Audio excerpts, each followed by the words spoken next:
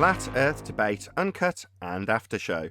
I'm your host Nathan Oakley, and if you are new to this channel, or you've not done so already, then be sure to subscribe, hit the bell notification icon and join button if you'd like to become a Nathan Oakley 1980 channel member and keep up to date with the Flat Earth Debate.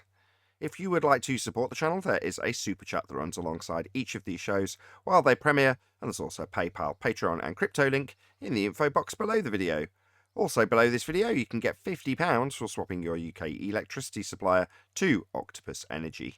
Speaking of Patreon, I'm going to do a quick shout out to all of you who do support me on Patreon, so a massive shout out of thanks and appreciation to Michael Kahn, Patrick Gunnels, Banter, Will Brax, Mel B. Styles, Troy Shuker, Bose Nail, Samson, Maris, Mobile Max 777, Neo the One, Lost Cat FE, Rob W, Open Minded, Reese Pound, Del West Watson, Mike, Muted, Dick Earth Skeptic, Maria Neelands, Unbelievable Productions, Blue Ridge Ranger, Rob H, The Real Gabster, Windrider, Liam Nedrick Jr., Abraham Mohammed, Naibai, Adrian Quintana, Skeptic936, Life is Short, Fireball X, TheFlatEarthChannel.com, Texas Mike, Edwin Johnson, and David Wayne Foster.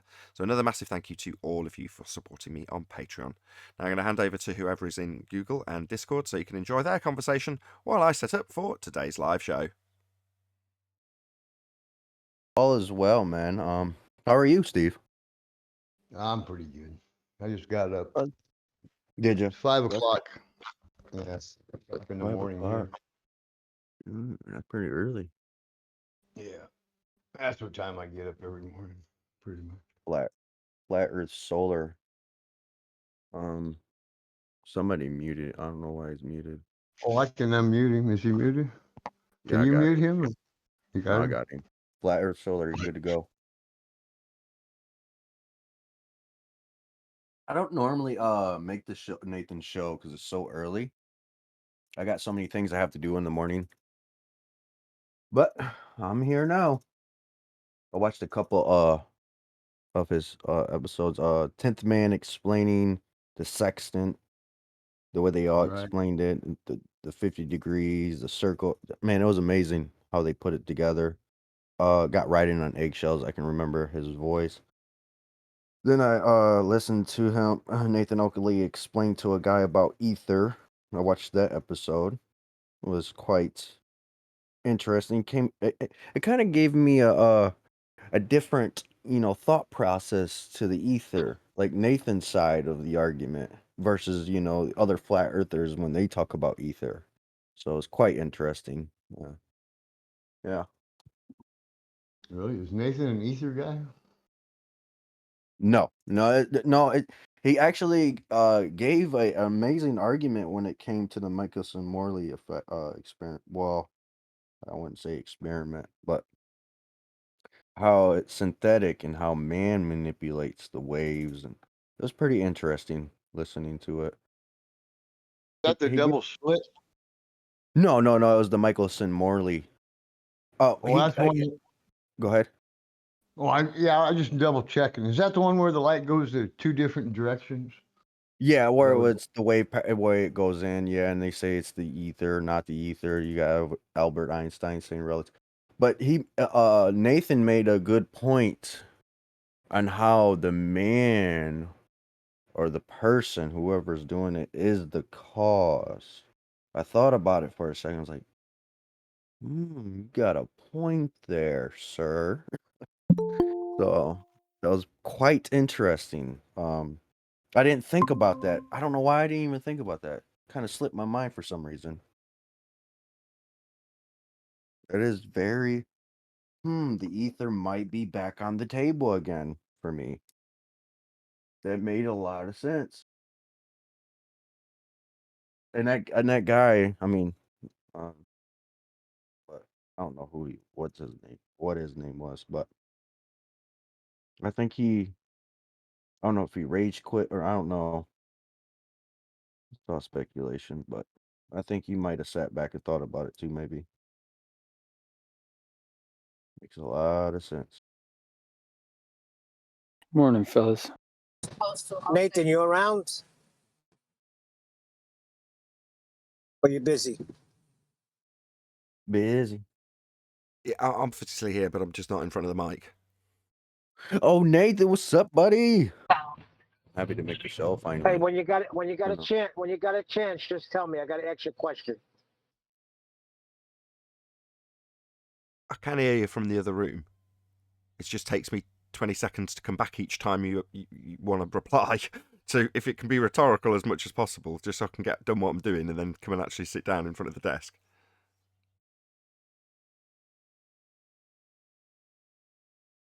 Hey, Yes, I have to yeah, kind of thank you for that I can't answer me. Throw it video out there that you... for you. It's about Go my ahead if car. you want.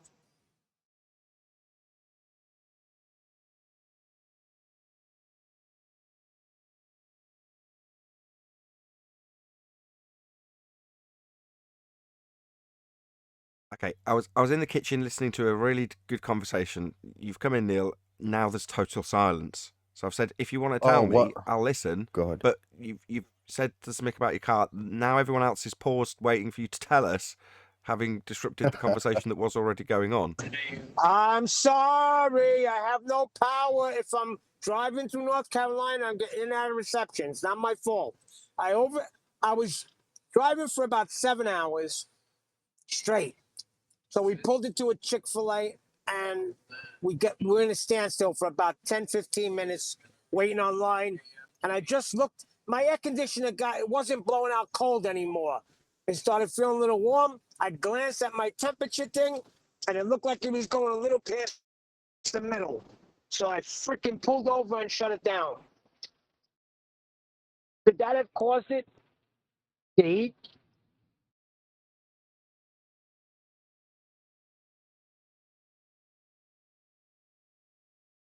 No, I don't think so. You're saying you're overheating. I mean, the air conditioning compressor's just going to be spinning, doing what it does, regardless of if your engine's overheating or not, right? It's just attached to a belt. Turn on the heater. Yeah, no. Listen, I didn't let it. I just seen it.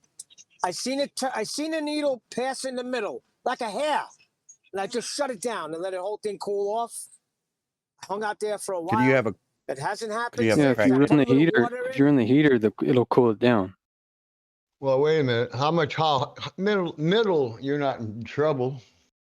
Your What's intake. going on? You got to pay attention. How hot is it? Right. Your intake could I be mean, cracked for your head. the air. How hot is the temperature that you're driving in? Yeah. I mean, it's hotter than hell out there right now, 110 degrees. Yeah, but it places. shouldn't be doing that. Did you look at your pipe and see if you have different color smoke coming out? Just look at that and check and see if it's intake manifold or a Dude, crackhead I'm gasket. driving. How am I going to look at the pipes? I'm on a freaking vacation. I know I nothing get- about I cars. thought you But pulled over. hold on. Ryan's first tip was the best tip, right?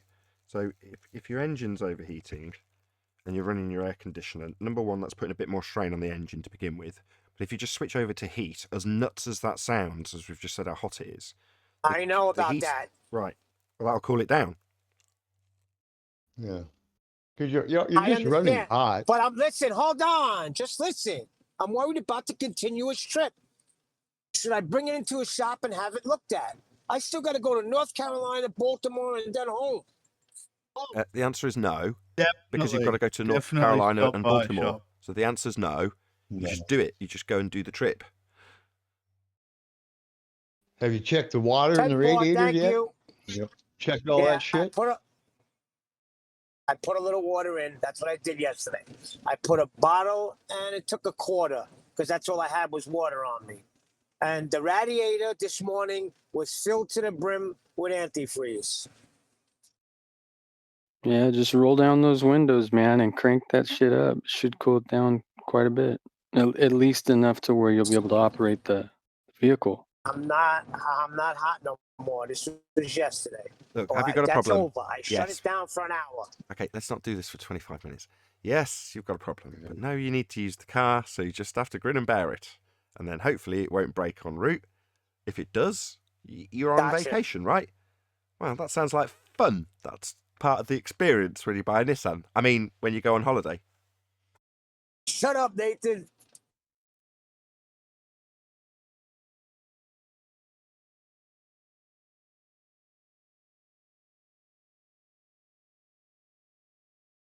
So we interrupt this fascinating ether discussion that's all complimentary about Nathan to talk about Neil's bloody Oh radiator. yeah, it was amazing. Wonderful. You actually put my mind and ether back on the paper, like back to the drawing board, like because you actually opened up, like, wait a minute, Okay, I man didn't is know that conversation was manipulating. going. I didn't know that Right? conversation was going on. What, Yeah, it's all as well. you didn't But know this one I was seen going on that either. video that you. Go ahead, sorry. I watched that video you had with that one flat earther, and he brought it up about the Michelson Morley, and the way you described it, Nathan, was down to the T. It put it in question for me. So I'm starting to fade. I don't know didn't about trim that ether. out because it's an internal discussion, technically speaking. I don't think it's worthy of mainstream.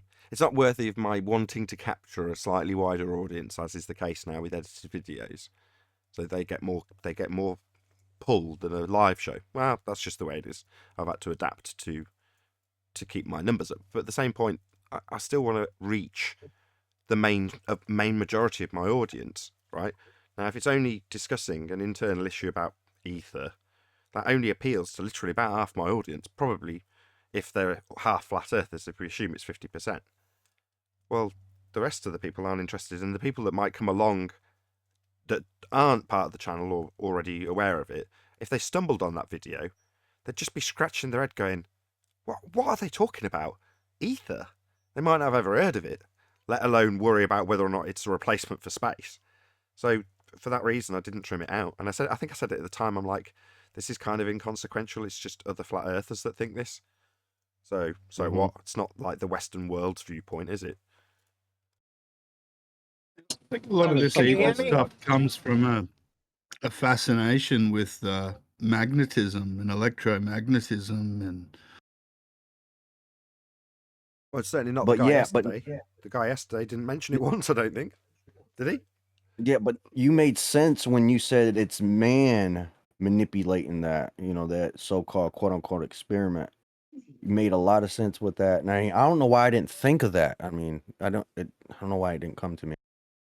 I don't know what you mean. When you say manipulate it, do you mean I pointed Like out that there's no natural phenomena. It's only a man-made one. Right. Yes, right. You made a good point on that. I can't verbatim, but I know it clicked when you explained it. When the guy left finally, and then you had the floor was yours, you know what I mean, type of thing. And then you broke it down in your way of explaining it, and it clicked. I'm like, wait a minute, ether might be back on the board for me. just that the natural phenomenon here is apparently within an instrument that man has made. Right. Yeah, to give it a nice equivalence that most people can understand, if I start describing some sort of syntax error in a computer, and you go, that's a phenomena, I need to explain why that's happening. It's something happening, therefore it needs to be explained. I need to figure out the cause. This sounds a lot like science, so I'll call it science. Well, no. Why have you got the error in the first place? Well, because a man made that device that made that effect happen. So it's not something you need to concern yourself with science, because it's not a natural phenomenon. No matter what happens in that process, you'll find out that a man did something wrong at some stage. Yeah? That's all you'll find out, because it's not occurring in nature. So when you look at computer science, in quotes, it isn't. Now, they label it as such because they say, well, we're trying to figure out the causes of effects. But that's not natural science. That's not physics. That's technology. But they can try and understand what's causing whatever is happening in that device. They can attempt to, but there's not really very far they can go with it, is there? Yeah, but when he described what he was actually manipulating, he's manipulating the apparatus. Well, in a scientific experiment, you manipulate the presumed cause, and the presumed cause is A, your presumed cause of the effect, i.e. not what he said, not something completely different, and then the cause becomes ether. It is the thing you're going to vary and manipulate, number two. And number three, it is real. It's not some concept or some mathematics. It's something physical that you're going to vary. And upon physical variation of it, you want to... That's why I question what you said. You're going to vary it to manipulate and cause the effect. So when you say a man varied it, Yeah. it's like, yeah, but when you say You're it right. with those words, the variation in those terms would come in the variation of a presumed cause to see if it causes it. But the induction of the effect in the first instance, if you like, that's what man has made. So when you say what causes this syntax error in the computer, well, if you're looking at it from the standpoint of science, a man made it. You're not going to find that vitamin C caused it or some other natural thing, you know?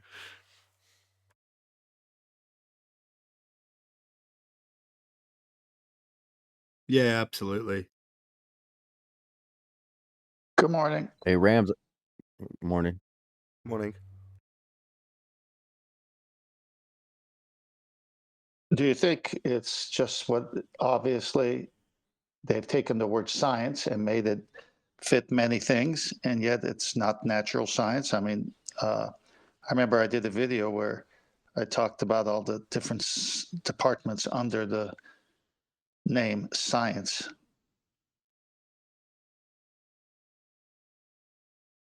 Yeah, most of them aren't. Like social science, Not science. Well, they got political social science. science. They got applied. I'm just looking at the chart here. They got statistics, theoretical computer science, mathematics, decision theory, logic, and then under the empirical, life science, biology, medicine. So everything they put science. So when someone's going to college, they're thinking, okay, this is how this thing works. So if it's political science, this is how politics works.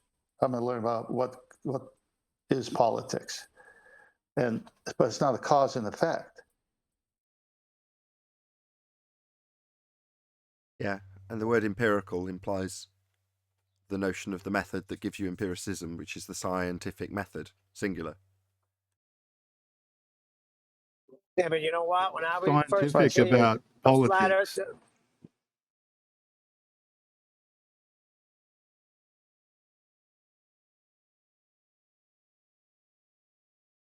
Oh, God.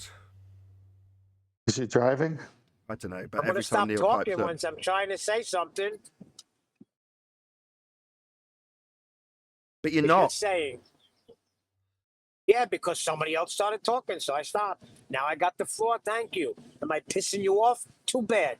Anyway, when I first started getting into flat Earth, that whole Mickelson Morley got me too.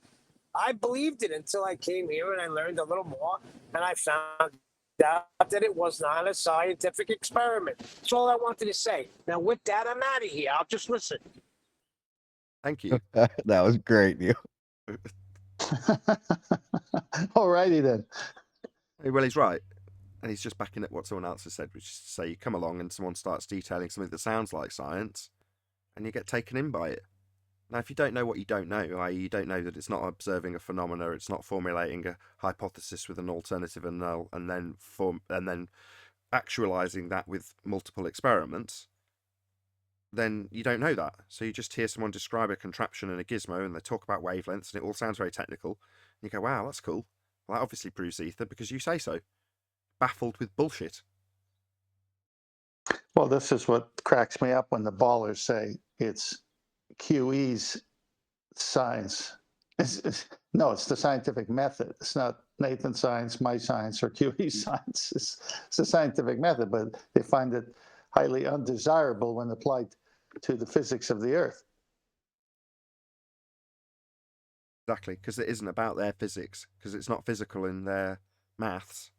It's abstract.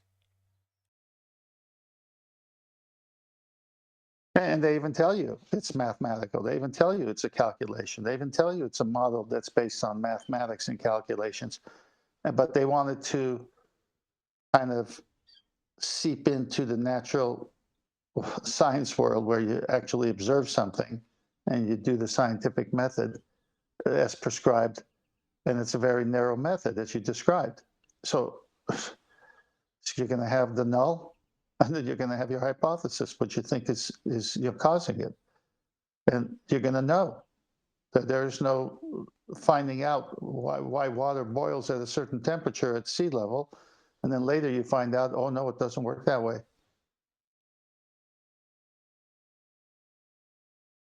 as you say, they separate it out into empirical, meaning it's been proven, and just science. It's like, well, the science bit is the physics bit, is the empirical bit. So why has it got this banner? Oh yeah, because you need people to believe that these topics have some sort of empiricism attached to them. That's why it's got science above the door.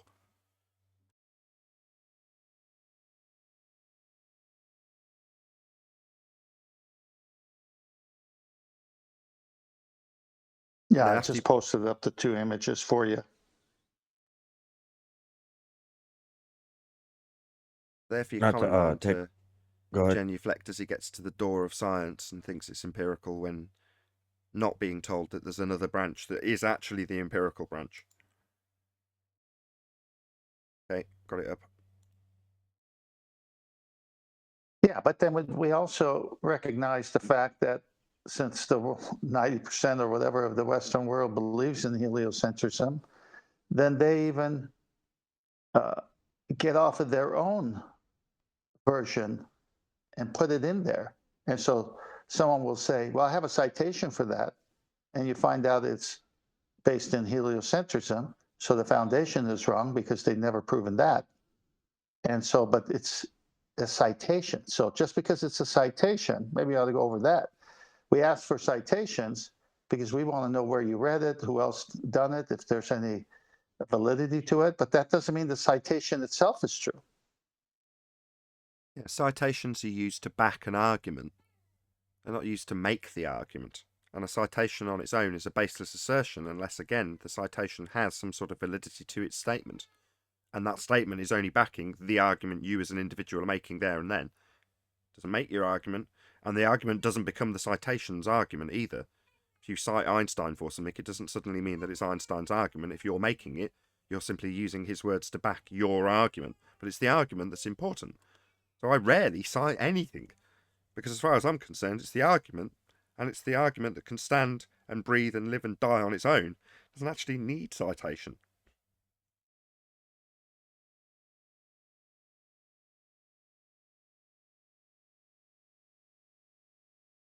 Yeah, but it is useful when Rumpus or someone would come on and then we'd say, give us a citation to the nonsense. And then he'd cite Andrew Thomas Young. And then we'd say, well, wonderful, let's read it. And then we'd see the begging the question fallacy right there in Andrew Thomas Young, spotted in the citation. Sure. But he's using that citation to say that light bends at a rate of 7/6R to move a horizon that's been derived from R to give you geometry that blocks stuff into a non-physical, non-geometric position based on geometry based on R. Well, when he's saying that and showing you Andrew Thomas Young's example with a donkey dick horizon and a dotted line to a geometric horizon that can no longer be measured, you point out the paradox within the citation, and it's not making his argument valid, because his argument comes with the paradox.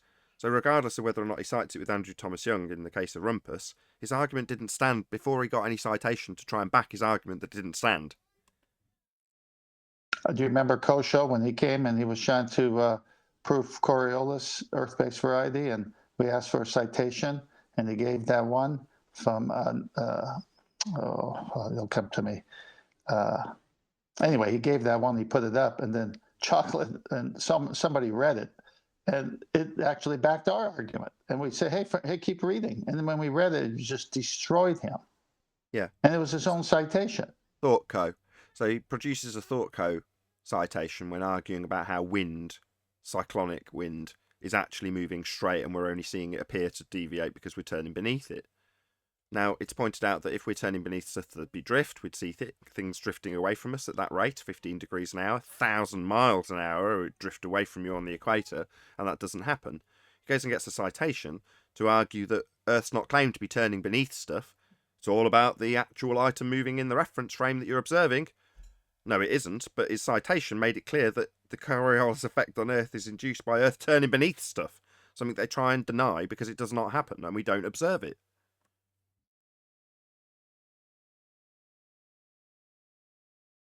So what have I got on screen? Yeah, Is this the map of science I see? It's just too small for me to read at this distance on my projector. Oh, no, it's okay. It's just there for, I mean, anybody could pull this up. It's no big deal. Yeah, that was the ThoughtCo article. It's just, that's the best part. When they cite something, but they don't fully read it, and then we go read it. Adam's done good at catching people with that.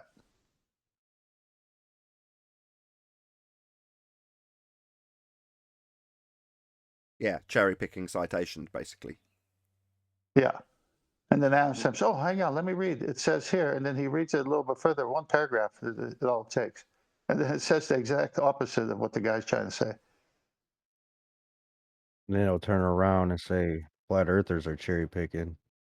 Isn't that amazing? Is that called citation mining? Yeah, you can call it that. But that's projection. Was it Don who said that? Most of the Yeah. time, for example, yesterday with both Solaris and Virus, both of them accused me of not listening to what I'm saying. Virus is telling me that I'm not listening to what he's putting down. But what's actually happened is on 5 separate occasions, he's interrupted the conclusion of me pointing out that you can't have a apparent horizon. It's redundant to introduce a second one that's an apparent, not apparent horizon, which is a contradiction in terms. Now, before I can get that, which took 10 seconds, out, it took an hour because every single attempt was obfuscated and interrupted so that he didn't have to listen to me. Upon doing so, he then projects his digression onto me. So when they say you're cherry picking, no. That's what they do. They will cherry pick various citations and ignore the next sentence. So I'm on ThoughtCo, and it says key takeaways from the Coriolis effect. The Coriolis effect occurs when an object traveling in a straight path is viewed from a moving frame of reference. The moving frame of reference causes the object to appear as if it's traveling along a curved path. But who's that sound like more, us or them? Yeah. The key detail is that you've got to be observing it while you turn beneath stuff. So to have this effect, you've got to be turning beneath stuff. Now, when we say we'd be turning beneath a helicopter, they say, no, the helicopter moves along with the Earth. You go, no, to have Coriolis, you've got to move underneath it and see it seem to curve while it isn't, because you're turning beneath it. No, let's talk about how the plane accounts for Coriolis. It's like, no, that isn't how Coriolis works. Coriolis is only observable as you turn beneath stuff. It's a not actual effect induced by you turning beneath. But as soon as you say Earth's turning beneath stuff, obviously we'd notice, and we don't. So they've got to argue about how we don't see Coriolis effect. And then they go and get us a citation that makes it clear that you've got to be turning beneath stuff, looking at stuff. Not detailing it from the projectile's path, or the plane's path, or the helium balloon's path. It's you turning beneath that's going to be looking at this effect. And they don't like that because it ties them to a ground that's turning beneath stuff. And then you look up and nothing's drifting away. And you can't go, well, that's because it's accounted for it. What, the not actual effect that I see when I turn beneath it? No, projectiles don't account for anything like that. That's nonsense. But of course, this explanation debunks the claim we turn. They claim we turn. They claim we've got Coriolis. That means we turn beneath stuff and see it drift. And we don't.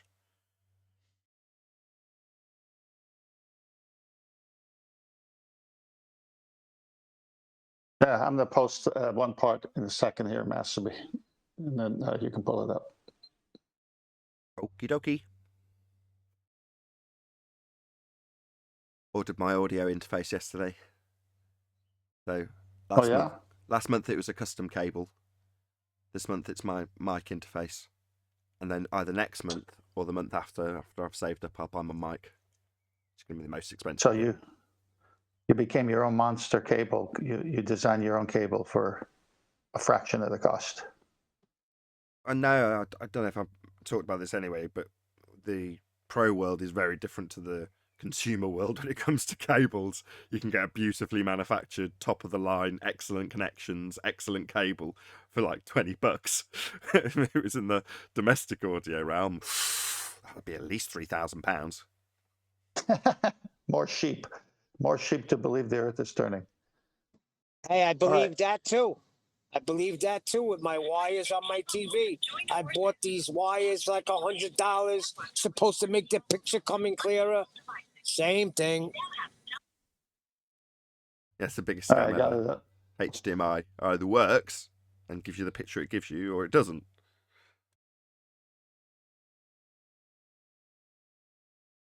Yeah, I've seen thousand Yeah, it's not like $1,000. there's more information or more wires in a more expensive cable, I mean, more connections. there's certain aspects that you can get wrong, right? And if you get it wrong, you can have detrimental effects.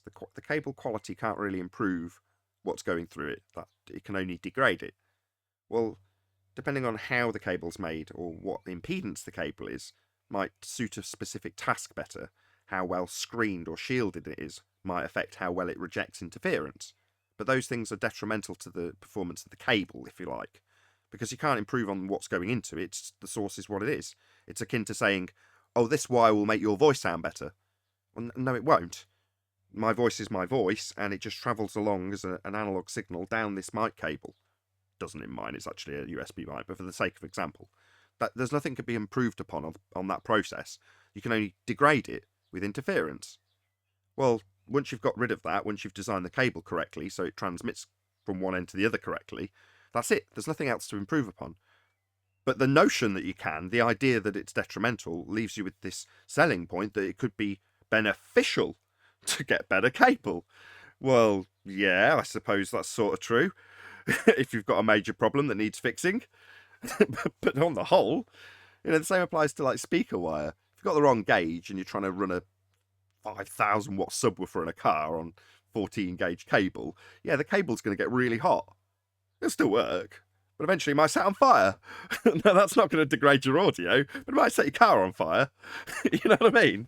So that's an issue again, whereas, people will flog you really thick cable in domestic audio and it's running about 3 feet with like 100 watt speakers. And you're like, what's this thick cable for? It just doesn't serve any purpose other than stripping your wallet.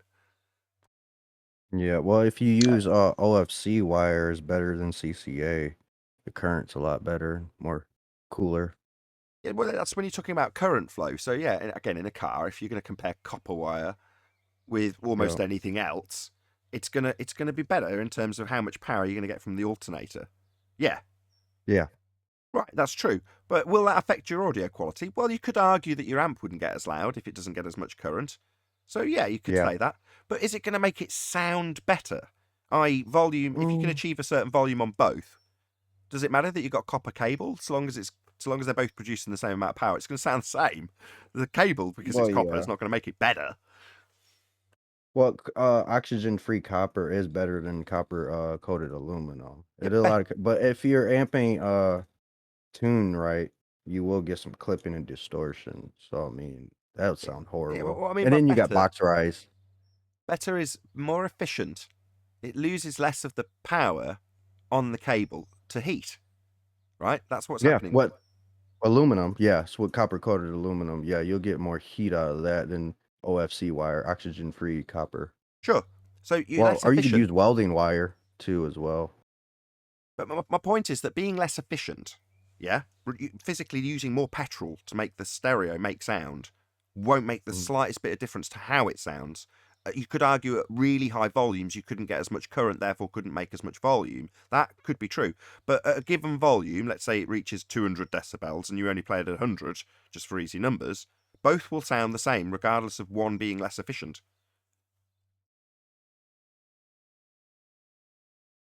Hey, Nathan, while there's a break, I posted some pictures at Master B of the sunset and ocean skyline from South Carolina, if you wanted to take a look. How dare you interrupt Master this? B? How dare you interrupt this hi-fi conversation on a Flat Earth show? Do you think this hi-fi, I like it. That's nice. It's an absolute outrage. We were talking about mics. But I know you like pictures. Where did you post it? You got a dynamic mic or a condenser? It's going to be a shotgun mic, so a condenser. Okay. That's a 12 gauge wire then. Yeah, 12 gauge, yeah. 12 gauge, yep, maybe. Yeah, that sounds about Neil, right. where did you post these pictures? Master B. ThoughtCo, yeah? No, that's what I did. I'll go. You can show us pictures first, and we'll go with those two. I don't see him. I haven't come He's through. before me. And Master B. No, they haven't come through, Neil. I'm really sorry. Oh, I see him. Maybe they'll just come through in a minute. I'll let you know when they come through. They're on Master B. Maybe that's... Yeah. Neil, I'm looking at Master B. I'm detailing what I can see. Your pictures aren't Yeah, there. When they are, I'll let you know. yeah, he can't see them yet, but I see them on Master B already, so they're there. 10-4, Nathan. Hey. All right, back to ThoughtCo, if I may. Back and to then we'll continue ThoughtCo. on. What you talking about? We were talking about OCC wire. Yeah, I know. The 12 gauge, that was a wrap. I think there was It was far a more to wrap. be covered in that subject, but there we go. We'll move on to ThoughtCo and the nature of Earth. Bloody hell. Yeah, This is that a was a physics pretty cool show. out combo though. Yeah, I feel like mumbling through 10th too. But there we go. We'll give way to him this once. No, Can I'll give it to you. electromagnetic interference bother with the signal on the cable for a Yes. speaker? Yes, it can. Moving on. 10th. Go ahead. No more Yeah. jokes. Seriously. No, it's okay. The first What? one, And can I- Coriolis go effect definition. The Coriolis effect is an apparent effect, an illusion produced by a rotating frame of reference. This type of effect is also known as a fictitious force or an inertial force. The Coriolis effect occurs when an object moving along a straight path is viewed from a non-fixed frame of reference. Typically, this moving frame of reference is the Earth, which rotates at a fixed speed. When you view an object in the air that is following a straight path, the object will appear to lose its course because of the rotation of the Earth. Do you know how many baller arguments just got killed right there? And this is the citation they bring to us? Hold on, just get clarity. How many anti-flat earther arguments? A baller would just tell you that there's drift, because that's what the Coriolis effect is and how it's claimed to happen on Earth. Near deGrasse Tyson's example, ball gets kicked, Earth turns beneath it. That's the standard rhetoric. So if you say baller, I'd say no, a baller would think that Earth turns beneath stuff to give us 15 degrees an hour drift. But if you say anti-flat earther, they realise there isn't any and have to tell us about how our reference frames are ruined. Correct. They've got a new category now. So it's an apparent, it's illusional. I mean, it's illusional. It's an illusion produced by a rotating frame of reference. Then it talks about how when you view the object in the air, it's following a straight path, the object will appear to lose its course. Well, what happened with the air is moving, the atmosphere is moving with the Earth. What happened to that? It just got destroyed right there using one of their own citations. The next... I was going to say also, when it says appear to lose its course, it says appear because it doesn't actually change course. It just appears to because you're turning beneath it. Sorry. Correct. No, it's all right. All right, next one. Causes of the Coriolis effect. The main cause of the Coriolis effect is the Earth's rotation. Now, why are they denying the Earth is rotating when it says it right here? As the Earth spins in a counterclockwise direction on its axis, anything, keyword anything, flying or flowing over a long distance above, keyword above, its surface is deflected. This occurs because as something moves freely, keyword, above the Earth's surface, not with the Earth, but above freely, the Earth moves east under the object at a faster speed. I mean, come on. So therefore, according to the standard rhetoric of Globe and this explanation on screen, you launch a drone and Earth turns beneath it. So, on the equator, in a globe Earth paradigm, you should launch a drone and watch it whiz away from your position, not because it can fly at 1,000 miles an hour, but because it's claimed Earth moves east under the object at a faster speed. So you move underneath the drone, which is now hovering at 1,000 miles per hour, and you go, oh my God, my drone, it's gone away so quickly. Because Earth's turning beneath it for it to appear to drift away. Now, it's not actually flying away at 1,000 miles an hour. It only appears that way because it's claimed Earth turns beneath it. Now, we'd notice if that happened. That's the baller argument, the globe argument. We've got drift because we turn beneath stuff. We point out that you launch a drone and Earth doesn't turn beneath it, so we haven't got this Coriolis claim of drift. And they go, no, Earth and atmosphere move together. We wouldn't expect to see drift. You and your reference frames are ruined. That would be the anti-flat Earth comeback to us pointing out that, simple fact, we don't see this drift that you say we see. And they tell us we shouldn't see it.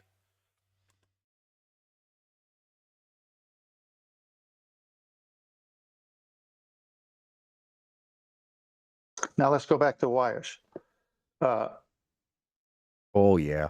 You need the thicker wire, like a 10 gauge or an 8, depending on what kind of current you're getting from. Like I have an electrical box on my property here, and it's got 700, almost 800 amps. So to run certain electrical devices, obviously, and then how far is it? Like when I built the greenhouses, I had to run wire from that box to where the greenhouses were going to be, bury it 2 feet underground, the whole deal. And so when the electrician said, look, we need thick wire, it's going to heat up. And what kind of activities are you going to be doing here? So he settled on, I think it was either 8 or 10 gauge. I think it was 10, I'm not sure. Maybe it was 8. And it was really thick, and it was aluminum because it was cheaper. Yeah, well, aluminum gets hot faster. Yeah, but you got a really thick CCA? version of it. Is that what you got, CCA? What's that? He's saying you've used. Did you get aluminium CCA? wire. Yes, he has. Yeah. I don't. Well, Yeah, I, you again, get. I You can wasn't get. the guy who did it, but Go ahead. I've done 10. I just know it costs Sorry, a lot 10, and it was 10. thick. Someone wants to respond to you. No, I'm not. I'm not Well, I trying to heard the cut you guys question. off. I'm just. Go ahead. No, I'm sorry. I heard the question. I was answering, so I must have been over talking still. How about my No, pictures? sorry. My pictures come up yet? Let's have a look. No. Sorry. The only reason I put the microphone again is because I changed my mind on which mic I was going to get. So I was going to get a nice studio mic, but it would have had to have been within about, I don't know, 2 or 3 inches of my mouth, right in front of me, and I don't like that. I mean, even the one that I've got now is supposed to be within 2 or 3 inches of my mouth, but I've just fiddled and faffed so it doesn't have to be, so I can have it out of my way and out of the camera shot. So after looking at this Newman mic, I'm like, do I want this hunk of crap on camera with me right next to me the whole time? No. So I decided to get a shotgun mic so I can put it out of frame and just point it in my general direction and forget about it, basically. Right. But there we go. Fascinating stuff. I'm sure you're all really concerned about it.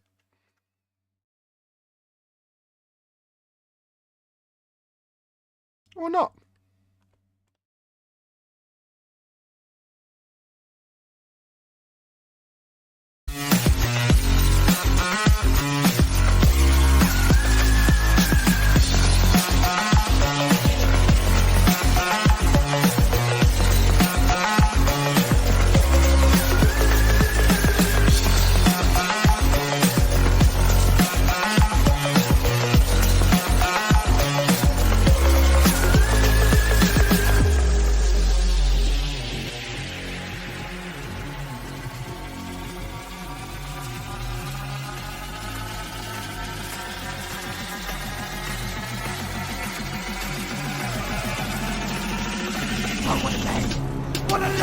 Welcome to Flat Earth Debate Live. I'm your host Nathan Oakley, and if you are new to this channel, or you've not done so already, then be sure to subscribe, hit the bell notification icon and join button if you'd like to become a Nathan Oakley 1980 channel member and keep up to date with the Flat Earth Debate. If you would like to support the channel, there is a super chat that runs alongside each of these shows while they are live. Excuse me. There's also a PayPal, Patreon and crypto link in the info box below the video. Also below this video you can get £50 for swapping your UK electricity supplier to Octopus Energy. Most importantly, if you'd like to join the discussion, simply mute the page you are currently watching, then click the link in the info box below this video to join the panel and express your views on the nature of Earth.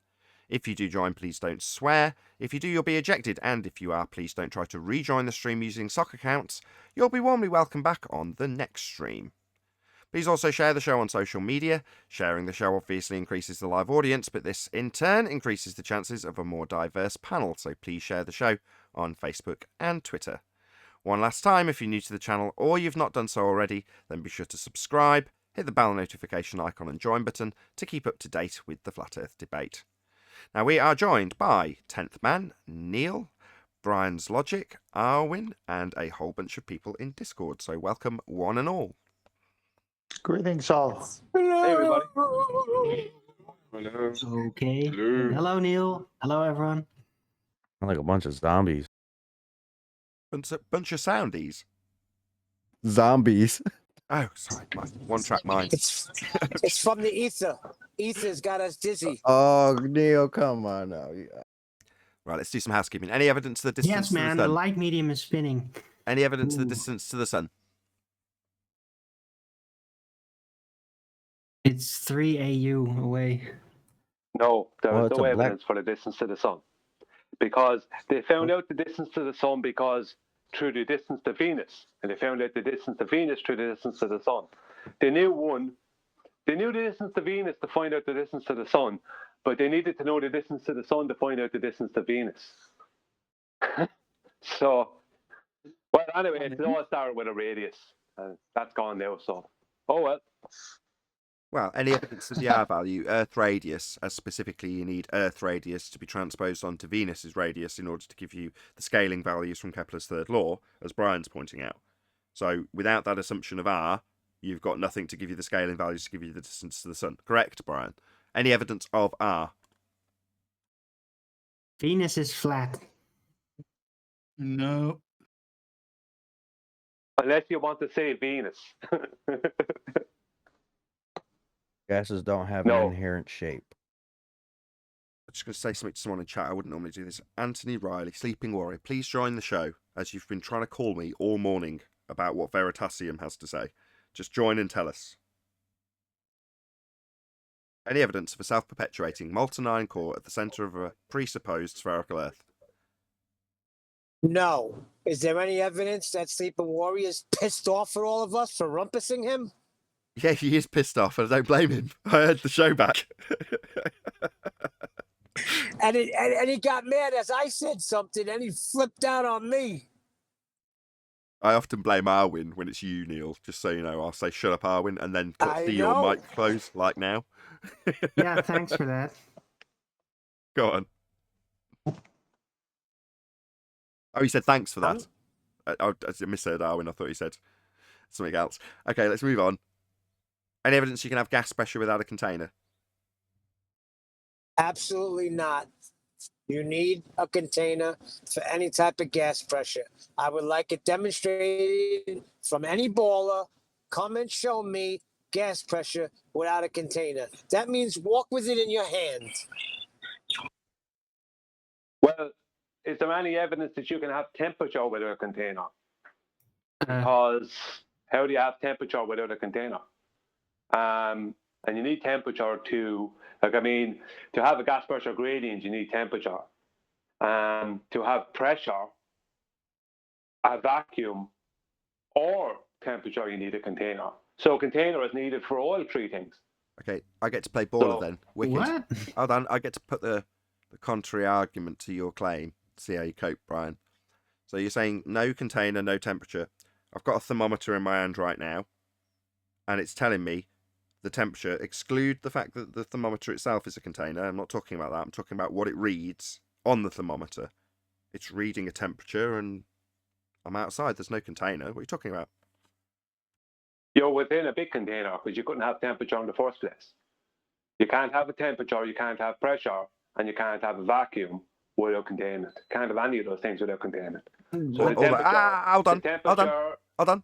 Almost. Nearly. 99% there, Brian. So, no, I have got gas pressure already. I've got it already. I'm definitely breathing, and my thermometer says I've got temperature. No container required. You're so close. No, you can't have any of them without container. You have to be within containment, otherwise you wouldn't have them. Right. Technically let me commend him. Yes, exactly. Where'd you get the gas pressure in the first place, right? So if I'm saying I've got a Exactly. thermometer in gas pressure, well, where'd you get the existing gas pressure? How have you got that gas pressure to begin with? Right on, Brian. Go on, Owen. Thank you, Nathan. You can have temperature even in a vacuum. I'm echoing. But you cannot How do you have a vacuum without a container? temperature transfer without material to transfer the temperature, right? So there, If you said a vacuum, how do you have a vacuum without a container? well, we can only create it. So I'm not talking about the With container. what? I was just being What do you use to nitpicky. create a vacuum? You can have temperature without a container. You just can't transfer the No, you can't. temperature. What temperature can you have without a container? The heat contained within an object that cannot transfer it because there's no material to transfer it through. Where does the heat come from? I don't know. Hold on. If you're saying the object, well, the object itself is containing the heat. The structure of that solid is containing the heat. So it's still a structure. If you're going to say, well, no, that's because it's solid. Well, okay. Brian's obviously not prefaced enough that he's talking about gas. But your example still holds true with this example. He's still got to have something to contain that heat. In this case, a rock or whatever. Well, yes, if you're going to say you have to have some kind of container in order to have gas pressure in order to come to that setup. Yeah, you can't have a setup with a vacuum container if the whole thing it is all in wasn't pressurized in the first place. But that's Brian's point. So container required, like Brian's trying to get you to say. All he's trying to get you to say is, I'd need a container. That's all he's trying to get you to say. Right, I wasn't disagreeing with that. It's just that within a vacuous setup, there can still be temperature. It would just won't be able to transfer itself because it requires material to transfer. Yeah, that's what he said last And time. where And do then, we see and then that in Brian's nature? response was, how'd you have the vacuum? And all he was waiting for you to say was, well, you'd need a container for that too.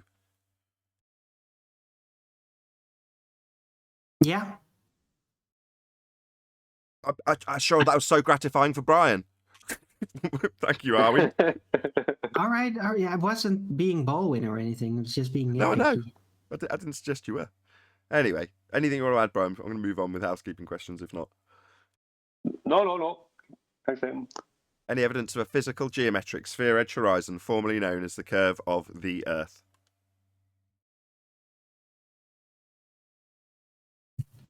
It always exists in the Do math. you mean the non-visible visible curve of the Earth, or the visible visible curve of the Earth? The Yeah, non-visible visible curve of the Earth only exists in the maths. The visible. No, it is visible. It just doesn't match the geometry. That's all. Well, then it's not visible. It's just visible as a marked with an X labeled horizon that doesn't exist in physical reality horizon. So non-physical, non-visible, only in maths horizons aren't really relevant to our world because they don't exist in the world we inhabit. No. It is visible. It just doesn't really match the geometry. Where's it visible? In the maths. No, it's not visible. You can't see through math. That doesn't work. I can see a marked with an X labeled horizon on a piece of mathematical representation, which is the begging the question proof of nothing perspective hijacking Earth curve maths. It says horizon, so there it's visible. In reality, however, it isn't. I'm pretty sure that's a rendering or a drawing, though. That's not actual observation. Well, they compare it to photos, though, don't they? I guess they do. They did. But yeah, it's a problem when you get through all the details, then it doesn't really match the geometry. That doesn't mean that you can't see it, though. It just doesn't match the geometry, that's all. Yeah, well, it would need to if they were going to assert that it matches the geometry, which is what they do assert when they compare it to pictures. But then when we point out that it's debunked with the black swan, then suddenly the comparison of physical geometry obscuring your view doesn't match up because we don't have a physical geometric sphere horizon. It's an apparent horizon. As we're laughed at and told, oh, you guys think you could go stand on it. No, that's you guys think boats are disappearing behind it. So that's you guys. So Yeah. keep going. Have fun with that. And I Well, like we that are. Hold on, Brian. I like that you picked up on that yesterday, actually, because I hadn't spotted it, chocolate. But yeah, they suddenly started to try and project their claim that's been debunked onto us now. Oh, well, you say we can go and stand on the horizon. No, you've got a physical horizon that formerly blocked boats and buildings that you now tell us can't be seen and isn't physical. But what, I now have the horizon that's been debunked that was physical. No, that's still your horizon. It's still debunked. You're just denying it now as an anti-flat earther. Well, Yep. we are. Sorry, Chocolate. Go on. No, I was just agreeing. Yeah, that I found that to be quite hilarious as he's laughing and saying, "Oh, you guys think that you could go stand on it? This place that's marked with X." No, that's you guys. Go ahead, bro. Go ahead, Brian. Okay, thanks, Dad. Well, it has become very apparent, and that the pun is intended, that we're not expected to be able to see it, and we shouldn't expect to see it. That's Well, what that's a we've been little told. weird. Yeah, That's what weird, I've been because saying. When I read the definitions from National Geographic, they say the local horizon, also known as the geometric horizon, is the visible boundary between Earth and sky. They even underlined it themselves. And then they Did you go think on. They underlined that for us or for you guys? Oh, for us. That's what I've been For us. saying. For us. They then went on to take flat earthers to the beach and tell them how and where we would see the physical geometric sphere edge horizon blocking a boat in the distance. They just didn't notice that there was a horizon behind the boat that was being claimed to be blocked by a physical obstruction of Earth curve in its geometry, when the horizon's behind the boat, they say, is being blocked by a clear optical limitation, because it wasn't the horizon blocking it, that was behind the boat. But It's just apparently, an National honest mistake, Geographic thought honestly. that horizon should be physical, right? Because they said, look, it's blocking the stripe on that flag. That's correct. They took flat earthers down to the beach specifically to tell them where you can see the geometry of Earth curve getting in the way of stuff. What's that, you tell us? Oh, go on, Ryan. Ryan. Ryan. Ryan. Ryan. Ryan. Ryan. Ryan. Hello. Second day in a row. Okay. The So- thing Go thing on, is, they said 2.5 stripes was missing when actually was only like a half of a stripe. Not even that, and you can count that for the waves. Pretty simple. Yeah, but what they said, regardless of how much they said, was blocked. So 2 stripes are blocked by a physical geometric sphere edge horizon, formerly known as Earth curve, that's actually also simultaneously behind the boat. That's what they're saying. Right. Yeah. Don't look at the horizon in the back. Shh. Don't pay that They any could mind, have guys. obscured the whole flag. And if there's a horizon still beyond that, then it doesn't mean anything. Exactly. Now that's the refracted horizon. Yeah, you can't have two. No. A horizon's a visible location where the land or sea meets the sky. Visible, apparent, appearing, apparent. It's appearing. Yeah. So it's not a second horizon that doesn't appear to be the demarcation between sea and sky or land and sky. That's not a horizon. It's just where they were saying the boat was getting a bit too squashed through an angular limitation because they're close to the deck. It's an effective perspective. But they thought it was the horizon getting in the way, and they took flat earthers to tell them that. Now, meanwhile, anti-flat earthers, non-globers, but anti-flat earthers, say things like, we wouldn't expect to see an Earth curve edge horizon. That's what they tell us. Well, yeah, you do. You take us to the beach with cameras and say, look how much it's blocking the boat, the physical horizon that's Earth curve. And we go, oh, no, there's a horizon behind it. This is obviously a different effect now, isn't it? And then someone like Planner Walk, was it Planner Walk or was it Unorthodox, says, yeah, that's just optics for the exact same effect. So yeah, there's a horizon behind the boat, but the boat's still got a bit missing at the bottom. What's the reason then? It can't be Earth curve, horizon's behind it. Oh, that's optics. Something we completely ignored when we told you that it was Earth curve blocking these stripes on the boat.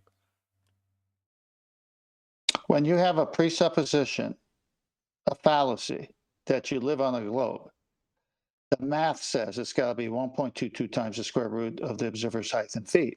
And when you look at any of these so-called evidences, pictures or video, it's not there. So they got to say it's there, but you can't see it.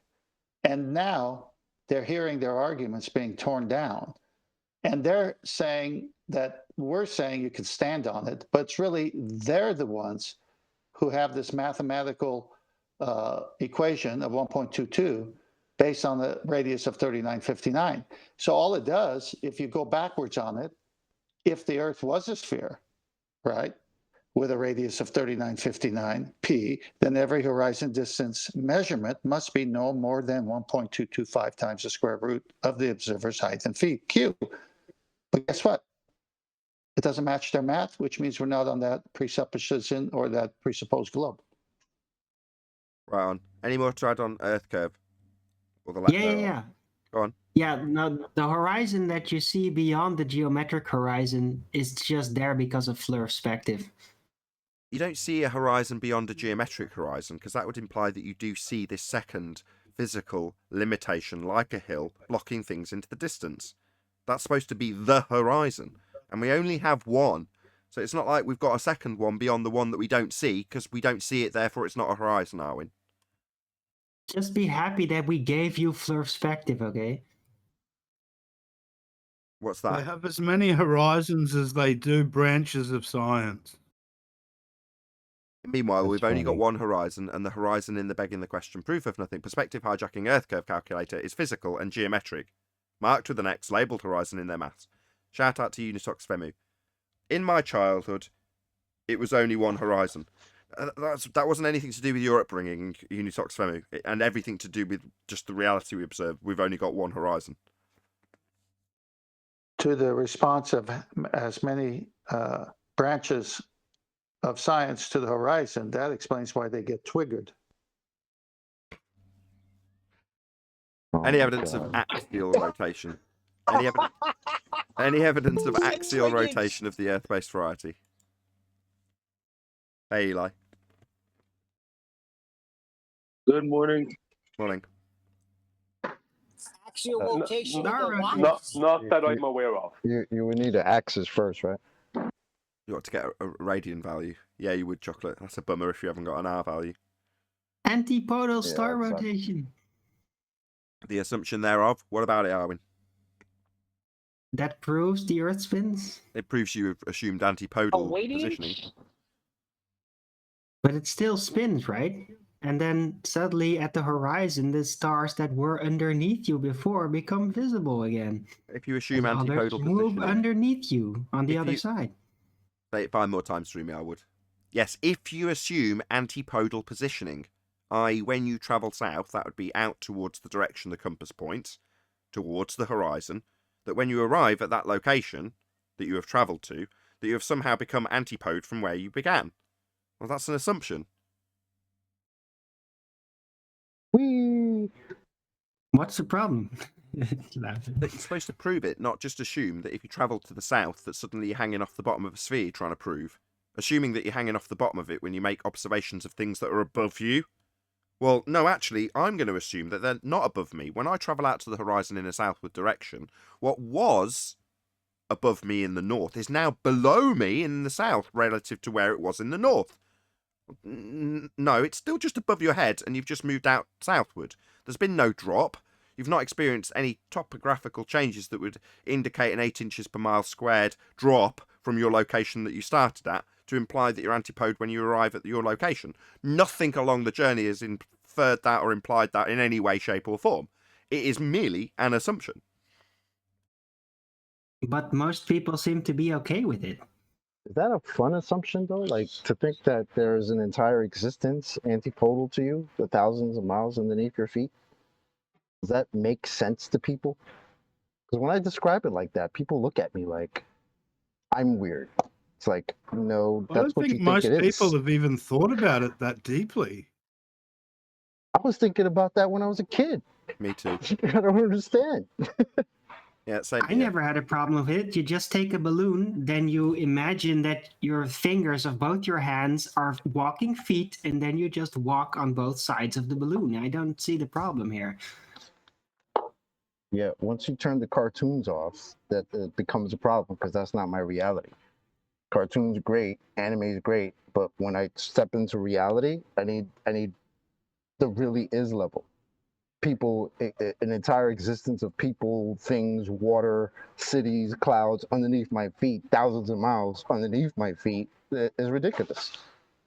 So, okay, so you have a problem with circumdicular reasoning. I'm very sorry for you. No, I'm No, not. I'm good. Don't be sorry for me. Any scientific evidence of gravity? What's gravity?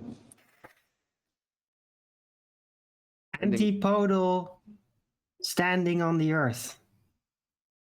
The Yeah. bending of space-time, The uneven distribution of mass.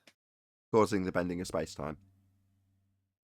In Right. pseudo-4 space. So how But are they they can't bending? explain how the mass distributed unevenly or why it distributed unevenly. It didn't. It's taking place in a realm that isn't real. Pseudo-Romanian 4 space. Agreed. So it doesn't. So But if even it in their would paradigm, be that dis- they can't explain how or Can I say why it something? distributed unevenly. Right, that was my question. If it is the distribution of the masses, how are they being distributed then? Towards what? Is there a pattern to this? Well, yeah. Is that described? From the Big Bang, if all the particles were created at the same time and expanded out in all directions, then wouldn't they have spread out evenly, not unevenly? What's the Big Bang? A violation Yeah, of I the know, first law of I know. thermodynamics. A violation of a natural law. That Hey, doesn't seem How do you get an feasible. infinite? How do you get an infinitely dense something to overcome the so-called theory of gravity to expand out? Please explain. Well, if I may attempt to actually try to find some form of logic or structure within the saying, the uneven distribution of mass, maybe it's not even really a causal link. It's just something they put out there. Like, yeah, how we assume that all the planets form, that it all comes together, that it all spins around one another. That is gravity. It doesn't actually explain how it happens or any kind of physical correlation as to what is manifesting in order for that to happen that way. It's just like, no, that's gravity. It's just the way the masses seem to be distributed out there, causing the universe to form the way it does. That is gravity, and that is all. Is that really what it's saying? I wonder. Well, here's the. They don't think about the inconsistencies in their own logic. Because okay, you got this hot, dense thing expanding out, and it's supposed. Only way mass can start to clump together if it starts to cool. But the problem they have there, if it starts to cool, then how is it going to reignite to create stars again? Because you have to have gravity reignite the heat to create the stars. So then that's going to push the gas back out again. So there's inconsistencies even within their own rhetoric. Yeah, but you're That's why I said, already assuming mechanical logic in this, right? I think that they completely bypassed all mechanical logic, all physics, and just said the way it came together and how we learned it, that is what gravity is, without an actual explanation. Hey, Adam. That's what it sounds like. Hey, Adam. A scientific theory is something that is backed by constants. Okay, so it's backed by science experiments that adhere to scientific method that are repeatable constantly to get the same exact result. The only thing constant about gravity is the term gravity. Everything else continually changes. There is absolutely nothing constant about gravity, and that's why there is no science experiment to back it, and that's why there is no scientific theory of gravity. There is only a colloquial theory of gravity. Perfect. Gravity is not a constant. Perfect. So no scientific evidence of gravity then, in answer to the question, Brian. No, Nathan, no. Nope. Adam, did you join because you wanted to talk about this particular question, or can I move on? No, just running late, so I didn't even know what we were chatting on, but no, Perfect. no, nothing to that. Okay, any single viable hypothesis from any of the fields of astronomy, cosmology, or astrophysics? Well, the Big Bang Theory might be one, but it's not not testable or anything like Not that. a viable hypothesis. Or logical. It's a mathematical abomination. Divide by zero, get everything. It's also Yeah, a first law of yeah. thermodynamics violation. Yeah. Yeah, they got nothing. they say, we already talked about this yesterday too, even in the Big Bang Theory, that an infinite cannot exist in reality. So when they say an infinitely dense point, that's a contradiction. Yeah. It's not logical. That can't work. Yeah, it's only happening in maths, though, isn't it? It's happening in the pseudo four-space geometry world realm that we don't inhabit. And in that realm, abstract that it is, you can do anything you like. You can violate the rules of mathematics itself and divide by 0 and get absolutely everything, and then go from there. No validity required. Just like Mystic Meg coming up with a theory. Shout out to Rumpus, who Yep. told us all about the 4D world, but never told us how to get there. We don't inhabit the 4D world. That's not somewhere we inhabit. Time is a concept, not a medium that you can manipulate or inhabit. There's Well, no way time can possibly affect matter. That's just crazy. Well, and I did have a concession yesterday from a Glober that they're actually will admit now, at least one of them anyway, that space-time is just a model. So when I asked the question about material immaterial, they had to say immaterial, which means it's a concept. So at least I got a Glober on record saying that space-time is just a concept. Anti-flat earther.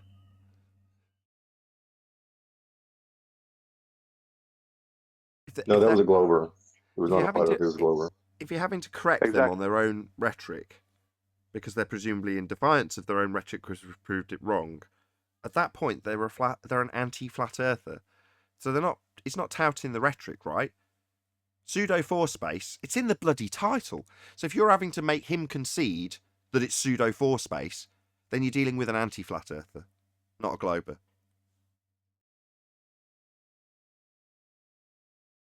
Same goes with what an anti-flat earther was.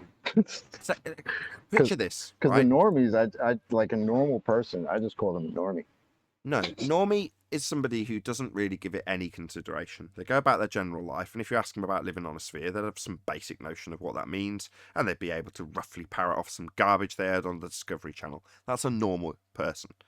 Now, a glober is somebody that comes to say, don't you realise we've measured Earth a sphere? Yeah, you can take a dip angle measurement, or something that's in line with Neil deGrasse Tyson and the High Priesthood of Globe. That's a glober. A glober is someone that toes the line of what the globe rhetoric says. Now, somebody who then comes across us, flat earthers, and realises that we disprove the rhetoric that the priest has them adhere to as a glober, they then brace against it and start arguing against things like their own rhetoric. For example, you and your reference frames have been ruined.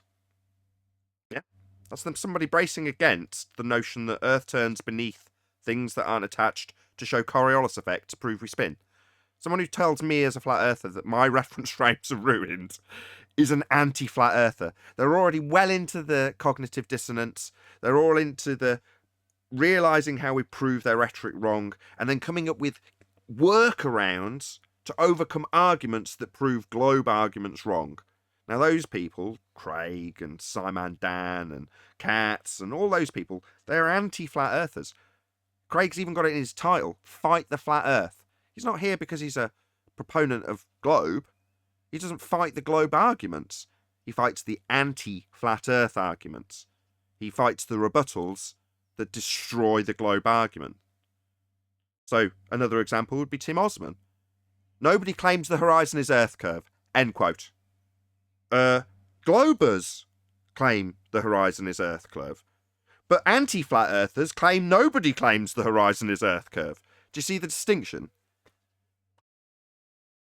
Yeah, I get what you mean. I just call them globe tards. That's why I named the song that. Sure, globe tard, globe head, yeah, they're all kind of similar and they've got no distinction. And I wanted to draw a distinction that I did many years ago when it was just Reg Rhetoric and Sean and various other nobodies. Well, when it was just them, I was like, they are the anti-flat earth movement. So they're not the guy that I talk about when you look at the guy who's got a bazillion views on YouTube with a picture claimed to be Earthrise, taken from a second law of thermodynamics violation, and he sits there over the top of the picture in high def with a really nice mic and talks about how he feels and how the world is perceived to him because of this Earthrise picture. Now that'll get a bazillion views. Why? Because he's a glober, directly in line with the global rhetoric.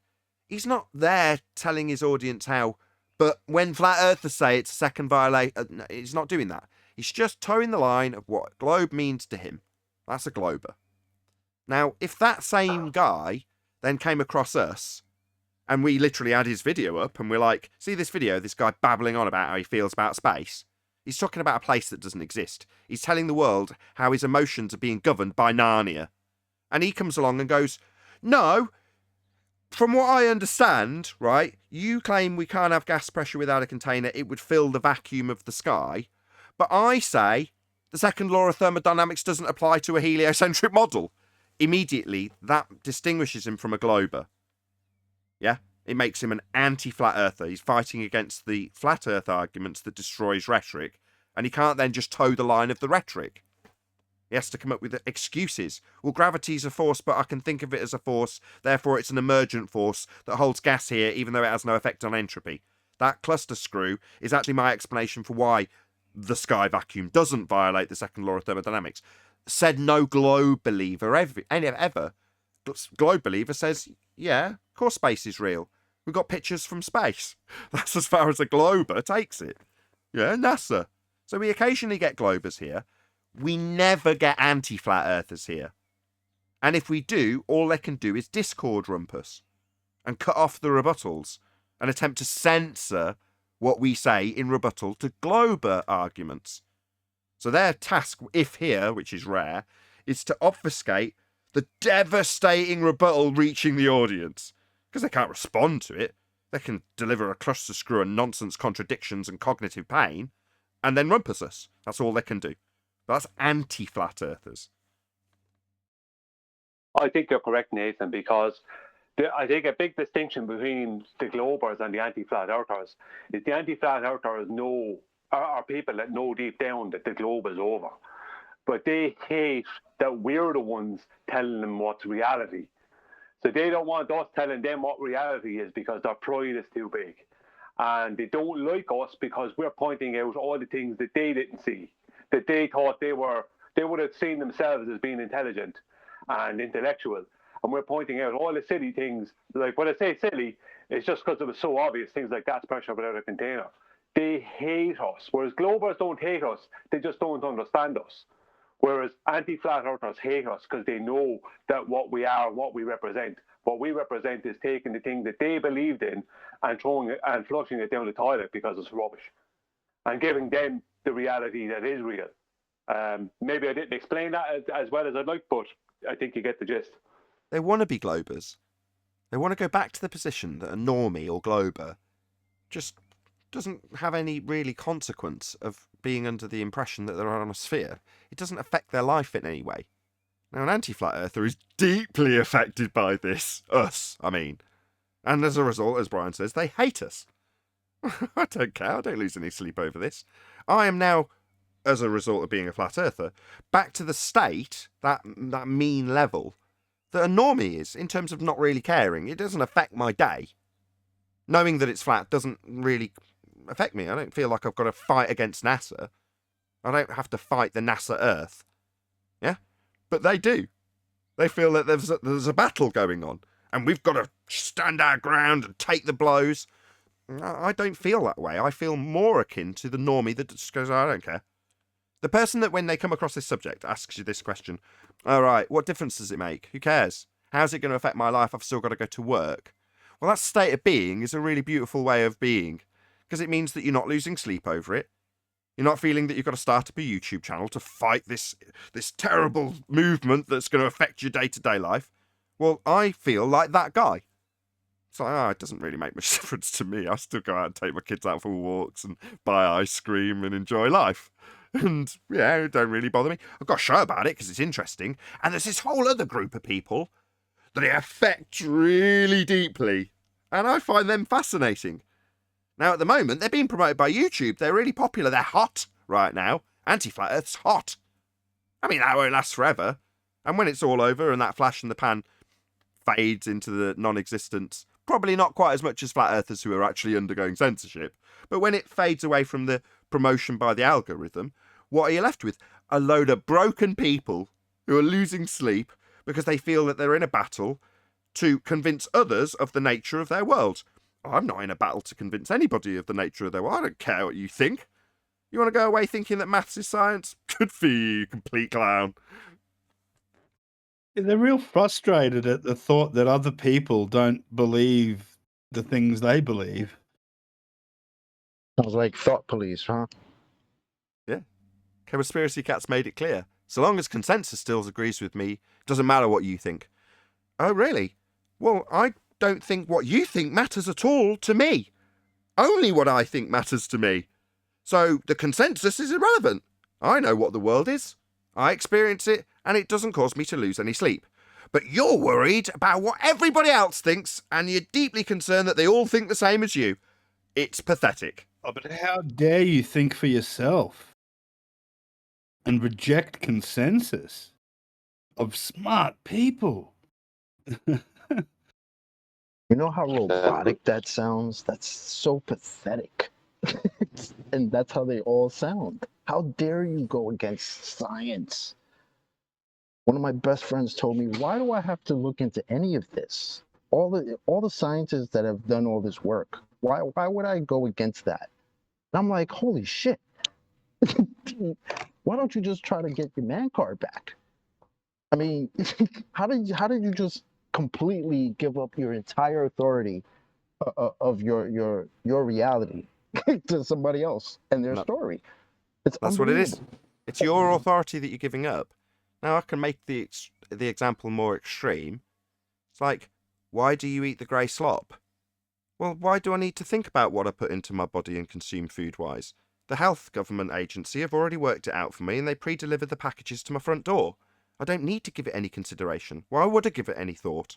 The smart people have already worked out my nutritional requirements. I don't need to think about it. Why would I want to think about that? When you Here's put it another like place that, to that's kind of stand. scary. That's what I hear. Here's another all the place to time. stand. Sorry, chocolate. No, you good. Decide you don't know the nature of the world. You know, because let's say you don't know. Somebody asked you if the world is round or flat. You say, I don't know. I have to trust, like my position. I have to trust what other people tell me what the nature of the world is. When you start getting people convincing you of the nature of the world, what they think the nature of the world is, what do you think's going on there? On either side. What do you call that? Deceiving. Projection? Is it projection? Well, usually people will try to convince you of something, believes that's important that you believe the same way they do. No, that's not true, Exactly. Paul. That's not true. Well, think about it. Well, essentially, you're right. Of course he's right. We're social creatures. Right. And so if someone goes outside the norm on either way, no matter what it is, if you don't agree with the consensus or don't agree with the culture, don't agree with the community at large, you're the outsider. And we have to convince you to be like the rest of us. Oh boy, you're still That's dangling very on the prevalent fence. with I the can climate tell. change people and the extreme activism that some of them justify, because they assume that the people that don't agree with them don't understand or something like that, and that their disagreement is not based on science or information or facts.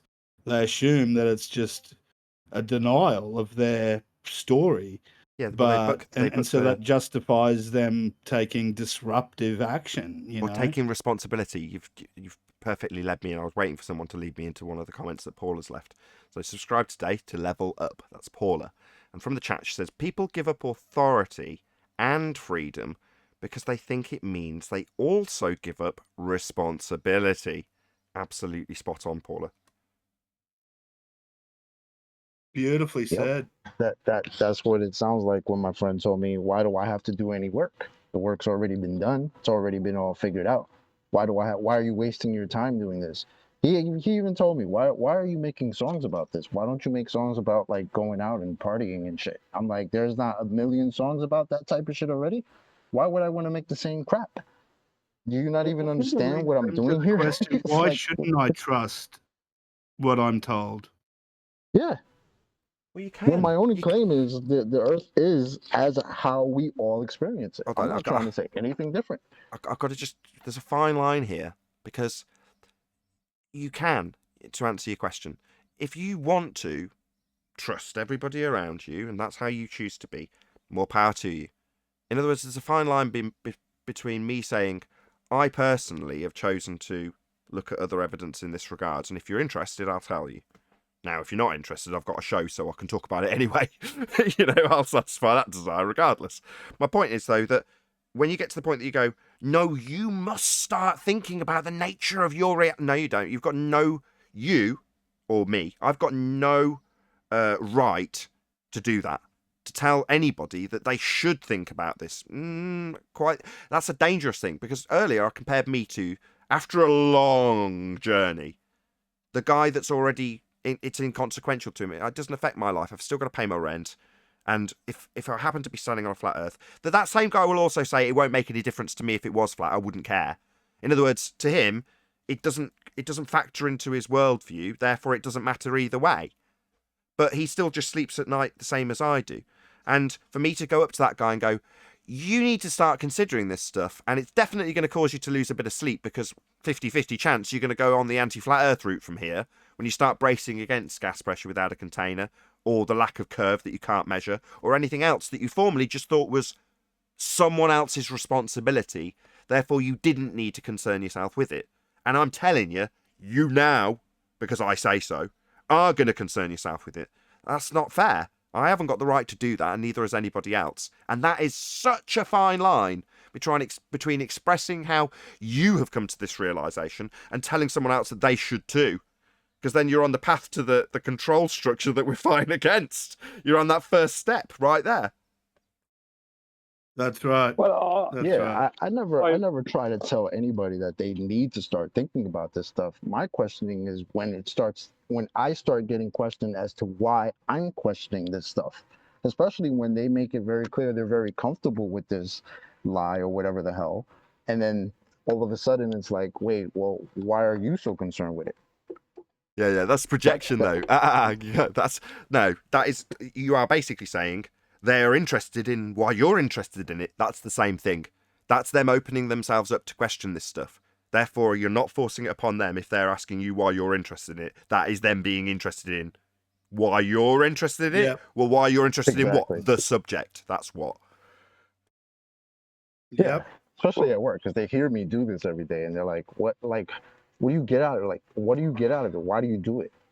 And I'm just like, well, because it interests me, because I like speaking about the nature of the world that I live in. Yeah, brilliant. Thank you, Chocolate. Also, that check, I will get it sorted. It just, there wasn't enough money in the account. It will go through, I promise. All right, I'm still waiting. I consider myself a real normie because I just accept that it's a flat, stationary, enclosed self-automated dynamic system. It is what it is. And it's like, okay.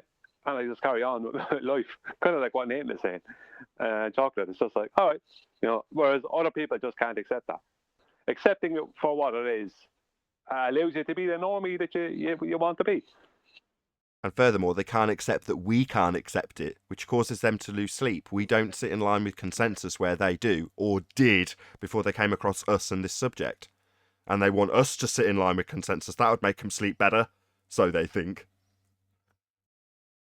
But Our consensus is better. But see, the problem is like, you can't get involved in that because it's all a load of rubbish. So you just have to accept what isn't a load of rubbish, which is the truth. The truth is it's flat, stationary, enclosed, self-automated, and dynamic. That's that. There's no evidence against that whatsoever. So that's what it is. And it's also about coming to terms with the things that we'll never know. Well, how do you know? We know that it's enclosed. We know what we're living in. Yeah, agreed.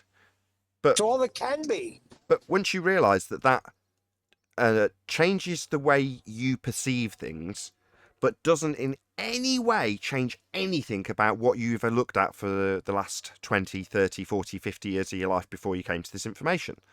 None of that changed. When you woke up, opened your window and looked out at the clouds and the sky, and it fell dark, went black, and stars came out and started to move around.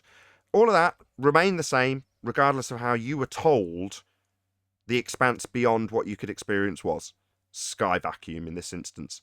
Believing that there's a sky vacuum and opening your window and looking out, and believing that that isn't possible because of a violation of natural law and opening your window and looking out really isn't any different other than how you feel about it.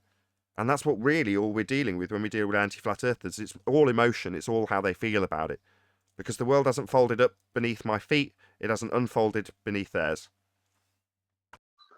Nathan, it makes me think of that song. It's the end of the world and we know it. And we're just fine. Whatever that, I think I butchered the lyrics, but I think you get the idea. That's why in my song I wrote a line that goes, the only thing that really needs any fixing is your view of the world and the way that you're thinking, right? Because the world's not going to change because now you think it's flat as opposed to you thought it was a ball. It's already that way. All you have to do is change the way you're thinking about it. And then you can stop thinking about it. That's the cure to the insomnia. once you've gone, okay, so it isn't a sky vacuum, you must be in a contained system. There can't be gas pressure otherwise. Then you go, okay, I open my window and the sky looks the same as it did the day before, though. It doesn't actually change anything about the world that you are experiencing. Now, if you turn on the TV and they say, anybody who's going to say that the sky's not a vacuum is going to be stoned to death. You go, yeah, well, then I'm going to worry about that because then consensus definitely is going to affect my life. But that isn't the case. You know, it doesn't sit in line with the religious worldview, and therefore they don't really want us talking about how their religion isn't correct. Well, they've got control over the systems and structures that we inhabit, haven't they? And we're trying to brace against it. They're not going to like that. They've built them up with their rhetoric. Well, you can understand that, right? Shout out to Unitox Femi, who says, which consensus can show me curvature in nature? They can't. There is no curvature in nature, and consensus won't form one. You can't form a physical reality out of consensus opinion. Thank you for the super chat. Here you go, Nathan. I like this too. When the Globers or someone say, well, this will not work on a flat Earth. I was like, well, if the Earth is flat, then it would work. So no matter what you do, until you prove that it, prove the claim, or if you've got worked out the full model, you've got worked out everything that's possible. And when they start saying that, well, I have, I was like, well, no, you haven't. No one can, even in science, they admit they can't account for all the variables. So no matter what argument you make, if the Earth is flat, whatever you're looking at or doing does work on a flat Earth if the Earth is flat. Yeah, it is working. But the big part about what they're saying there, Paul, is they're saying that it can only work on a globe. And more than that, they're saying it does work on a globe. What globe? Do you know what I mean? This is the thing. They're pre-assuming a globe before anything happens, and they're deciding this thing can only work on a globe because this is the begging the question fallacy that proved our globe to them, isn't it? Without these two celestial poles and all this rubbish that they go on with, it's like, that can't work on that, let's put a globe. That's why it's a globe. It's like, that they are the begging the question fallacy proofs that they were given that it was a globe. And that's what they need to hang on to. It can't work on a flat Earth because it can only work on a globe. It's like, what globe? Yeah, they've been trained to... That's usually my answer. What globe? Yeah, they've been trained to beg the question is what you're saying. They can't see beyond that logical fallacy. They start with the presupposition that Earth's a sphere and then start making their examples. And after they've made their example, which fits with their presupposition, they say, well, that can only make my presupposition correct. Which means that when they give examples, they're affirming the consequent formal logical fallacies. If P, my begging the question fallacy that Earth's a sphere, then antipodal star rotation. Antipodal star rotation, Q. Therefore, my begging the question fallacy, P, Earth's a sphere, it matches my model. It's like, yeah, but when you went and took this observation, if you did at all, you assumed that when travelling south, you ended up with the stars that were above your head, both at the beginning and end of the journey, were actually beneath you when you started the journey, and the ones that were above you when you started are now beneath you when you arrived at your location.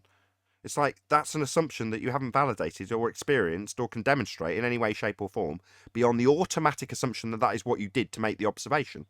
So it always starts with the assumption that you're on a sphere, and people don't get that. That's out of necessity is why the Black Swan argument has come to pass. Because they say, we already know we're on a sphere, therefore it's perfectly acceptable to start my example knowing I'm already on a sphere. You go, that's begging the question, though. Yeah, I already know I'm on a sphere, so it's okay. Yeah, but that's a fallacy. Yeah, but I already know. So when I go south to the bottom of a sphere, that's how they begin. So, okay, right, okay, well, let's start our debunking of their sphere with the sphere already assumed then. If Earth's a sphere, with a sphere radius as stated, then you've got a limitation to the measurement of a horizon that's claimed to be blocking things. If it's beyond that, you haven't got a horizon that's physically blocking things with the geometry asserted, if Earth's a sphere. So we'll do it too, you know, but then they tell us that the claim Earth's a sphere in that example is a straw man. Again, an anti-flat Earth positioning. The Glober would say Earth's a sphere, radius 3959, and boats get blocked by the horizon derived from that R value, based on a limitation of view, if you measure it at 1.2 times the square root of the observer's height in feet. That's the standard rhetoric. It's what the Globe calculator says. It's widely published. That's the rhetoric. It's what we used to fight when we fought Globers 3-4 years ago. We fought against them telling us, horizon's a sphere edge, it's blocking this boat. Horizon's a sphere edge, it's blocking this building. Why is the 3 feet missing of this building when Earth's sphere edge horizon blocks it? That's what we used to get asked. Very globehead. Very globe believer. Now we get told, nobody claims the horizon is Earth curve. The horizon that we see is a not actual horizon that's been derived from an actual non-visible horizon in maths that we don't see. That's a very anti-flat Earth argument now, isn't it? Not Earth's just a sphere like the National Geographic people say. Look, it's blocking this boat. Glober. No, the refracted horizon is beyond the geometric horizon, and it's refracted with an R value that was derived to give you a donkey dick horizon based on the non-apparent apparent horizon that was used by Albrun to measure it. You're like, that cluster screw is only capable of verbalization by an anti-flat earther. No normie would ever say anything like that. Or Glober. I remember a couple of years ago, it's about 3 years ago now, on Ranty's channel at the time when it was very new. On a presentation I did, I showed this video.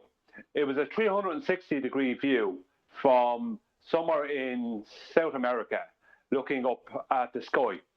And what it was a time lapse of the sky from right at the equator, from a high elevation.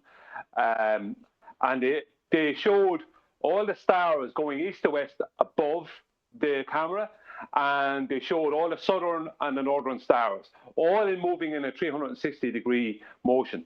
And the person, I can't remember who it was, I think it was a lady, stated that the reason that it looked so curved was because of the lens she was using, right? And the fact that the lens was moving, so it made it all look so curved. It's not actually that curved. And she showed it in a different way. On a second page she showed it in a different way, but not time lapse, and there's no curve. They have this pre-assumption of a curved sky. There is no curved sky. Things might move in some kind of a circle or seemingly circular or elliptical or something, but there's no curved sky. The sky there's no one can show you a curved sky. You know what I mean? This is complete and utter nonsense. And you could see everything above the horizon, both on the north side, both north and south, from the equator. You could see everything. There was no stars. There was a bit of refraction happening at the edges, but there was no stars going down behind anything. And the angle she would have to have been to see this, didn't have to move the camera pointed down the way in any way like you'd have to do on a globe. Like, it wouldn't be possible to see, and this is one of the points I was making, it wouldn't be possible to see these things on a globe with the way she was doing it. It would be impossible, because you probably wouldn't be able to see with the angles. You probably wouldn't be able to see to the point where she's talking about. You would see things going down below a geometric horizon and coming back again. But there was none of that. The only reason it was curved was because of the lens. You know what I mean? And when you look at the sky, do you see a curved sky? Where, like, people are being indoctrinated into thinking there's this curved sky. Where is this curved sky? I see a perspective sky. I don't see any curve. You know? Yeah. Yeah, I've never seen a curved sky either. Yeah, but when I was looking out at the beach this morning, it seems like it's a circle. Like, is that the way we see? You want me to put that image up? There you go. Got your image up. It looked like, looking at the whole thing, it's like, is that the way we see in like a circular type or like oval, because I know that if I travel to my left, where I'm looking out in the ocean, it's not going to be curving, but it seems like it is. No, but you do What have it a is yeah, sorry, you've got a 360-degree dome of visibility around you based on the lens of your eye and how you perceive the world around you. If you turn around, you can incorporate that into a full circle. Yeah, so I was right. That's what I told my wife. That's the way our eyes see. Yeah. Yeah, your peripheral will always, if you're looking at it as an horizon, your peripheral will always give you like an arc, but it won't be curving down left and right. It'll just be arcing around. Right, right. That's what I was saying. Yeah. Yes. It's not going down. It's an arc in a circle, and that's all it is. And your peripheral will always show you that, because if you're looking straight ahead and you're seeing this arc to the left and right, if you look to your left or right, then that arc will be where you were seeing straight ahead. You know, that's just the way it is. It's just the right. And if you think that's curvature you're looking at, finish the curve. Use your mind's eye to finish that curve. See how that works out for you.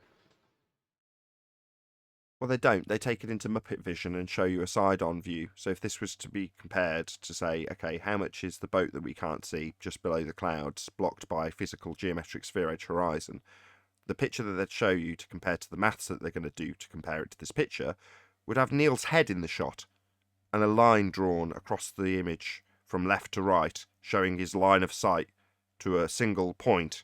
Not a wide expanse of imagery, not a panorama, but a single point into the distance. In Muppet vision, where you see suddenly Neil's head in this picture, which it isn't, because they remove all aspects of perspective. That's what the globe maths do. Remove perspective and call the diffraction limit and various other optical effects that are easily calculable with the Rayleigh criterion. They call that their base maths of Earth curve. And when it's not comporting with what we actually see, they introduce a 7/6R radius value based terrestrial refraction value to bend the light around sphere-shaped air, atmosphere.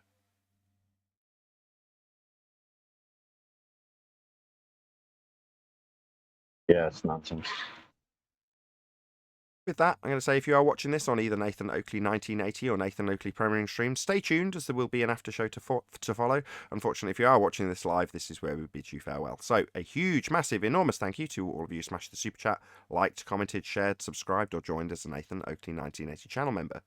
Also, below this video, you can get £50 for swapping your UK electricity supplier to Octopus Energy. Stay tuned if you're watching on either Premiering Stream. I've been Nathan Oakley and I'll see you all in the next video.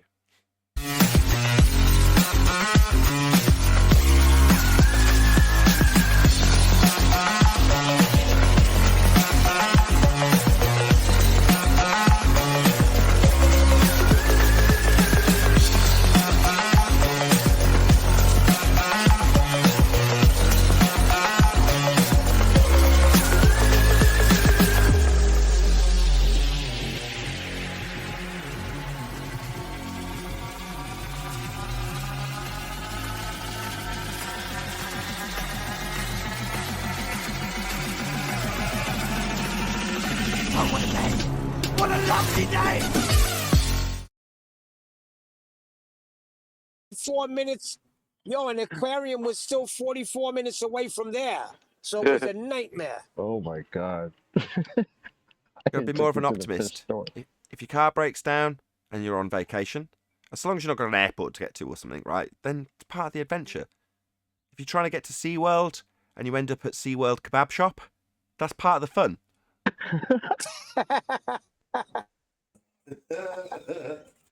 Not for me. SeaWorld opticians. So don't practice what I preach. If I even go slightly wrong on a journey, it spans from being a rep and always being against the clock.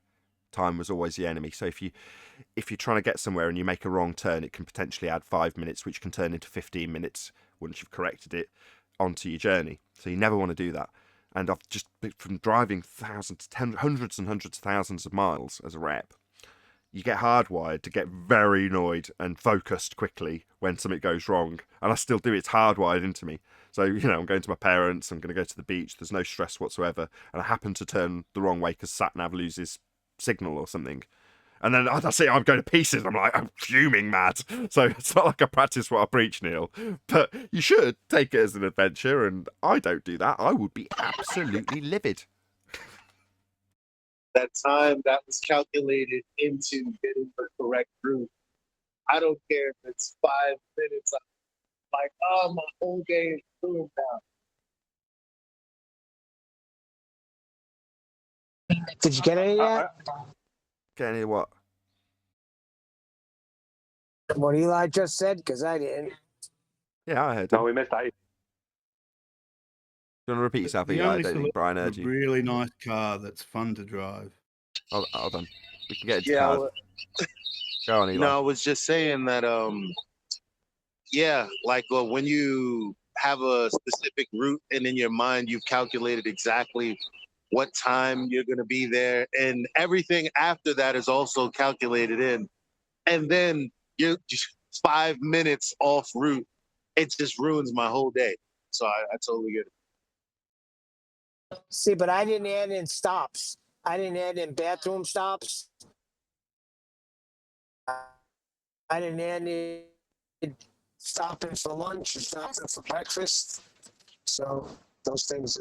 I remember coming out of the airport and going to the rent-a-car place in Los Angeles, and it was nighttime. It was like 8 o'clock at night, so it was dark in LA. And I got a car and I came out, and I was so full of sure of myself because I'd been there only a year beforehand. I knew exactly where I was going, and I took the wrong turn. I went the wrong way.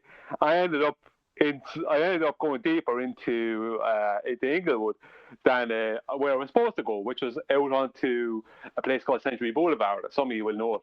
And I ended up with this alleyway, and there was all these guys drinking, and I had to turn the car around really fast because they all came at me, about 20 of them. So sometimes it's fun when you lose your way. Sometimes it's not, because I tell you, I would have lost everything. Oh, shit, you ended up in the hood, huh? Yeah, I ended up in this alleyway, and all these guys, and you knew they were all in their 30s and 40s, so you knew that, like, as far as they're concerned, life was over. In that kind of way, they were like them kind of group of desperados. And it's like, there's a guy who doesn't know where he's going. Like, he surely has stuff we can take. So Yeah, been done that. Say again, Ryan. Hold on one sec, Neil. Hold on one sec. Go ahead, Ryan. No, I'm from Orange County, so I've been there. I've done that. I've occasional trip to LA and take a wrong turn, and you got a group of people running after your car. Yeah, it's not fun. Yeah, Frank's repair shop in the hood isn't like your car breaking down and you ended up like next to some gas station or something. It's not the same. I recognize it immediately, because everywhere you go that as working class or whatever, that kind of a place, it always has these group of guys, right? Everywhere you go, a group of guys who are in their 30s, 40s, and 50s, who are drinkers and whatever else, and they all hang around together, and they're just opportunists because they don't have that. And I knew exactly what I was after running into. This is where these guys are. This is where they always are. And anyone comes up here by accident, which does happen, like me, is in trouble. Like, so it was like, I knew this because my own area where I grew up I had the same exact group of guys. It's like, turn the car, get out of here. Anyway, you're not leaving otherwise. You're going to less developed countries. I wonder if the sat nav gives you any warnings about areas like that. Yeah, you want to stay out of this area. You don't want to go down that road. Where you think you're going? Yeah, you're definitely going to be wanting to make a U-turn around here somewhere. I can just imagine Siri saying it. Do It not close your stop windows, the lock car your doors, in this warning. area. That's hilarious. Well, they could change the voice on the sat nav to match the ethnicity of the area. Like you go into a predominantly black area and it suddenly turns into a sister, starts sucking her teeth and stuff. You want to get out of here, man? Get to some Spanish area and you want to go away, Holmes? You don't want to be here, no? New York accent for New York. That's it. You get some really thick New York accent giving you a load of grief through the That sat was the nav. New York accent. Huh? Get out of here. You want to take left.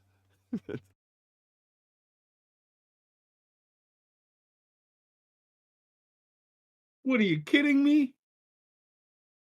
I am African American and Spanish, so I can get away with all these jokes just in case anybody thinks I'm not allowed. 15% Irish and 24% Indian. That's correct. You could have the redneck accent down in the southern states. Speaking of being in different areas, you go to New England or say near around Boston, and you're lost and you pull into a gas station and you say, hey, how do we get to this place? First thing out of their mouth, you can't get there from here. And then he proceeds to give you directions how to get there. You can't get there from here. You have to start your journey over there. Yeah, just I go, wait a minute, you just said you can't get there from here, and then it gives me directions.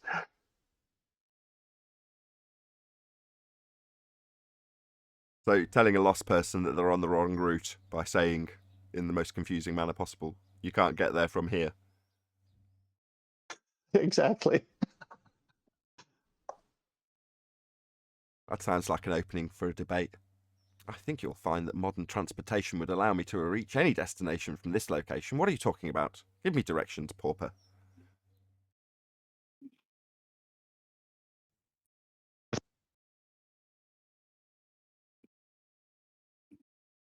Yeah, I made a decision that I'm going to use the Google Maps and whatever else I have to use from here on in, because I did too much of that stuff. Like I spent 3 hours going the wrong direction another time in Los Angeles. I ended up in Downey. You know, I know of places I never intended to know of. Do you know what I mean? It's like, I'm not doing this anymore. I'm just going to use I'm not going to just go by feeling as if I'm going to like psychically find my way around some massive city I don't know. You know, I'm just going to actually use Google Maps. So I've decided that's what I do for now. No more pride. No more special Evo powers. So I think the worst mistake I've ever accidentally made by just following SatNav and just getting it wrong was in Germany. I think it was in Germany. I was with a load of Dyne Audio reps, this speaker manufacturer, and they're with me, right? They're in the car with me. And there's 2 in the rear, 1 in the front. The car's 4 up, and we're driving along from A to B. SatNav's giving us directions. And at some point, I make a mistake and end up going the wrong way on the motorway, whatever they call it in Germany, Autobahn, right? And the sat-nav starts, once I'm on the wrong carriageway, going the wrong direction, in mortal danger, starts flashing up, saying error, wrong way, or what. It doesn't actually say that, but it says wrong. Something's going wrong with the sat-nav. And not one of the people in the car told me. Nobody said anything. So I'm going, what the fuck is this sat-nav saying? Why is it flashing? What's it doing? I'm trying to concentrate on driving. What's it saying? And the people around me aren't like, oh, by the way, you've gone on the wrong carriageway. You might want to get off as quickly as possible. So I figured it out eventually. And they, as calm as you like, didn't say a word. It's their country. I'm ferrying them around in their own country. Yeah? And they didn't say anything. So I got off. And then after getting off, I realised what had happened and turned to them. I'm like, why didn't you say anything? And they literally didn't realise. They didn't know I was going the wrong direction on their motorway. So they didn't say anything. That's why they were completely calm. But there we go. That's the worst mistake I've ever made when driving. I remember living... Sorry, Chocolate. You want to say something? No, go ahead. I remember living... I was living about 2 miles from the Belgian border in Holland. I was living in this woods, and I had this van, myself and my cousin and our friend. We were all living together, working, and we went off on a journey because it was 2 miles from the Belgian border, but it was like only, I think, 15 minutes from Antwerp. Now, Antwerp is a pretty big city, so we decided we're going to drive into Antwerp one day, right? And we got in the van and we went off driving. It was a left-hand drive as well, so we're only starting to get. I was the only person driving. We're only getting used to it. Antwerp. It's the only place I've ever been that's impossible to get into the city centre. there's this whole big city centre place, right? And I was around it in circles. So it got ridiculous. We were laughing. It became so ridiculous. They ended up going the wrong way on a motorway and everything. The cops eventually had to escort us out of it because we just didn't know where we were going or what we were doing. The cops came along and said, "Come on, you have to come with us." And they knew what direction to bring us and all. Brought us back to the border because they knew they must have dealt with that before and sent us back into Holland. But yeah. Antwerp, I don't know if anyone can tell me ever how to get into the city centre because it was impossible to find. Well, are you saying that in World War II, the Germans can't even get there? But I don't know. I mean, they must have been doing a lot of driving because of that. I was going around in circles for about an hour and 45 minutes. It became the biggest joke ever. I remember moving to Spain with my family, and I purposely would take the wrong exit to get to, where we were staying, and purposely get lost to figure out how to find it. And I would do this: one exit before mine, 2 exits, 3 exits from both directions each time. And one time I had my wife in the car, and she goes, "Well, this ain't our exit." I said, "I know. I got to figure out the city." And so we were talking months later to the Spanish people we met, and they became our friends. And they were saying, "Yeah, we're looking for something." I go, "Yeah, there's a store over there. I think they carry your product." He says, "How do you know?" And I told them what I did. And they said, "I've been living here all my life. I didn't even know the store was there." I think that's a rep thing. There's just a mentality about people like you and I in that regard. We want to kind of, if we're going to go somewhere regularly, you want to avoid the chances of interruption to your journey by knowing your way roughly around each location. So while you were saying that, I was thinking, doesn't everyone do that? And then as soon as I said it to myself, I thought, well, no. The chances are most people haven't got any need to know it other than to get off at their exit and follow their normal way home. But I've got 5 ways of getting back home from various different directions into this part of the country. I can always think of an alternative. So it happened the other day on the way back from a theme park with the kids, and we're coming back, and suddenly there's a load of signs that say the journey that the sat-nav's taking us is closed on the motorway signs. I'm like, don't worry, we'll just go that way. And my wife's like, how do you know that way's okay? And I'm like, because I've done it. I've gone on that alternative route to see if there's a quicker way. Normally, I'm trying to find a quicker way. If I come off an exit before, maybe there's a load of B roads that I can do 60 on rather than pootling along the motorway that's off slightly in the opposite direction to come off at the right exit. Maybe it's quicker. That was my mentality, at least. But then that means you're wired to know where to go if something goes wrong. Yeah, impatience pays off. It's great. Yeah, I remember people saying, those idiots who drive faster, they don't get there quicker. Yeah, I do. I can assure you of that. I've timed it. Yeah. Well, yeah. When you're in sales and you have to find people's homes or businesses to go to and make a presentation, in the old days I had the map book, so I would have to just say, okay, if it's not this way, it's this way, and so you have the map book with you as well. I think it was called Thomas Maps. Yep, I know the Thomas Maps. My father had The old one in the car Refidex. all the time. Yeah, I mean, all New York, pretty much all the East Coast. It's crazy. Yeah, when I stayed in Jersey for a while, I would go to New York all the time, and I would take every single road that there was to go to places. I mean, it was so much fun just driving through that city. Yeah, that was part of the job I did actually really enjoy, especially when you went to places like Scotland. You could just go, I wonder which route would be most pretty. And I'd go there reasonably frequently, so I could take alternative routes.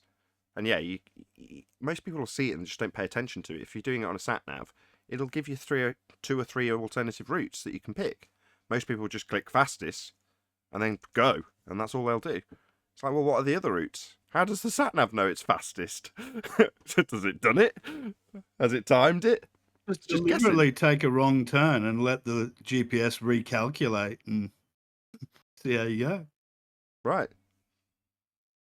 Yeah, I found a route. I reckon I know the all-around best route from Inglewood to Santa Monica. You avoid as many of the boulevards as possible because they're like a small motorway basically. And I found all the back roads that'll bring me through Marina del Rey and Venice Beach, and brings me on then to Santa Monica. And it's just like these lovely little roads. Some of them are a little bit busy, but they're all like, they're like two lane roads where cars are coming forward and cars are going, you know, like what I know what they call the switch roads or something in America. But they're not like several lanes of people going in the same direction, because then you're on a train basically. And it's just like, it's so nice and relaxing. It's just like, as soon as I found it, I said, I'm never going back up on that boulevard again. You know, it's like, why am I doing that? So everywhere I go, I try to find those kind of routes. Did you have fun in Venice? Did you stop off? Interesting place. No, I stayed away from Venice because I like Santa Monica. I had another reason for staying away from Venice, so I just passed through Venice is all I did. But Venice is funny, like, because it's one of these places where it's kind of there's a lot of photographs of it and all that online, and a lot of people, hey, Venice Beach, but Venice is a bit sketchy, isn't it? I kind of noticed it was a little bit sketchy. Not that I was bothered about it because I was staying out in Englewood, but it was just like I prefer Santa Monica. Because then you could go on then and onto Malibu, have a look around there. So I was just like, what's the point in going to Venice? And I had another personal reason for avoiding Venice anyway. So yeah, they have a lot of really interesting shops down there. Yeah, I know Shops about the that Venice carry shops. stuff that you'll never find. You know, you don't find very often. Yep, it's true. what kind of stuff would you have in there?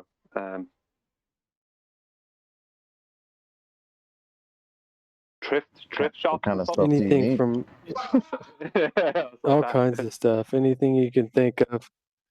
From Leave it at sex that. toys to marijuana shops Family show. to No, bong don't shops. need to know. Got enough. That's great. All sorts of amazing magical things, Brian. Okay, well, I like Santa Monica anyway, so I stayed away from Venice.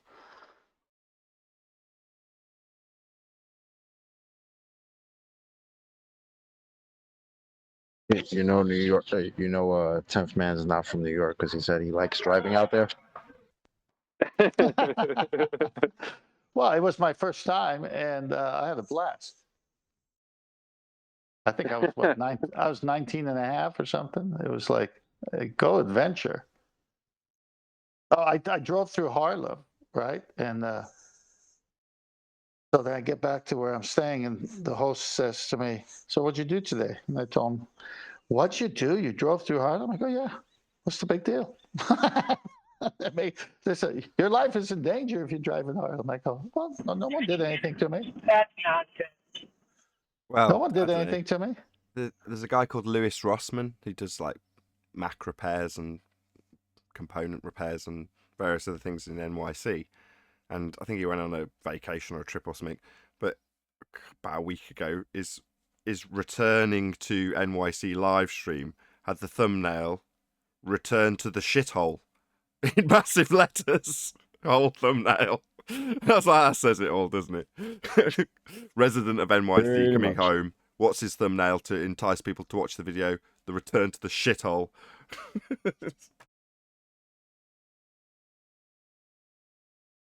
Yeah, I mean, it's gone down the toilet. I loved his streams Terrible. during. If anybody doesn't know who Lewis Rossman is, right? If you're a geek, you'll love him. But even if you're not, he's quite political in some instances, which doesn't particularly intrigue me. But he's good at noticing things and pointing out their absurdity, which I loved. So during COVID in NYC, they put up all these shelters, right, outside. So they were like started off with just like a 2 sides, maybe like a bus shelter. And then eventually they got 4 sides and a roof and heating, and it's like, so they've put they've got everyone who needs to dine outside, but then just made outside on the pavement inside.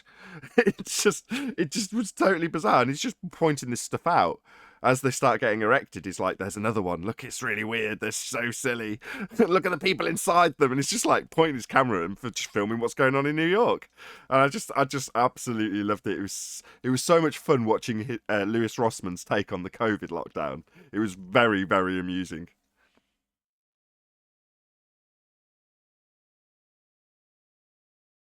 Check him out, Lewis Rossman.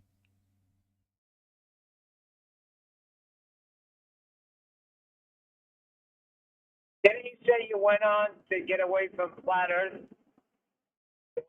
guy's show and he was talking about it.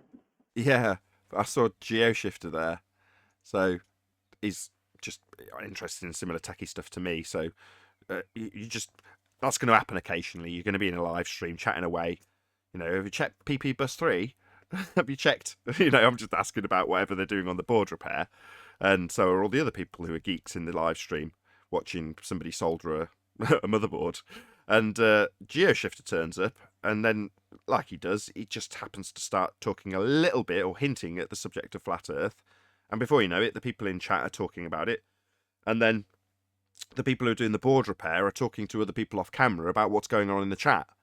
You know, I'm like, oh, great, this is going to get me banned. But I don't think, to my knowledge, he's ever even covered the subject. So to date, I might be wrong about that. And when people occasionally say, oh, you do know that guy did a video about X, Y, and Z, I'm like, yeah, but I still watch their stuff. So I've just ignored that. I think it was you, actually, Brian.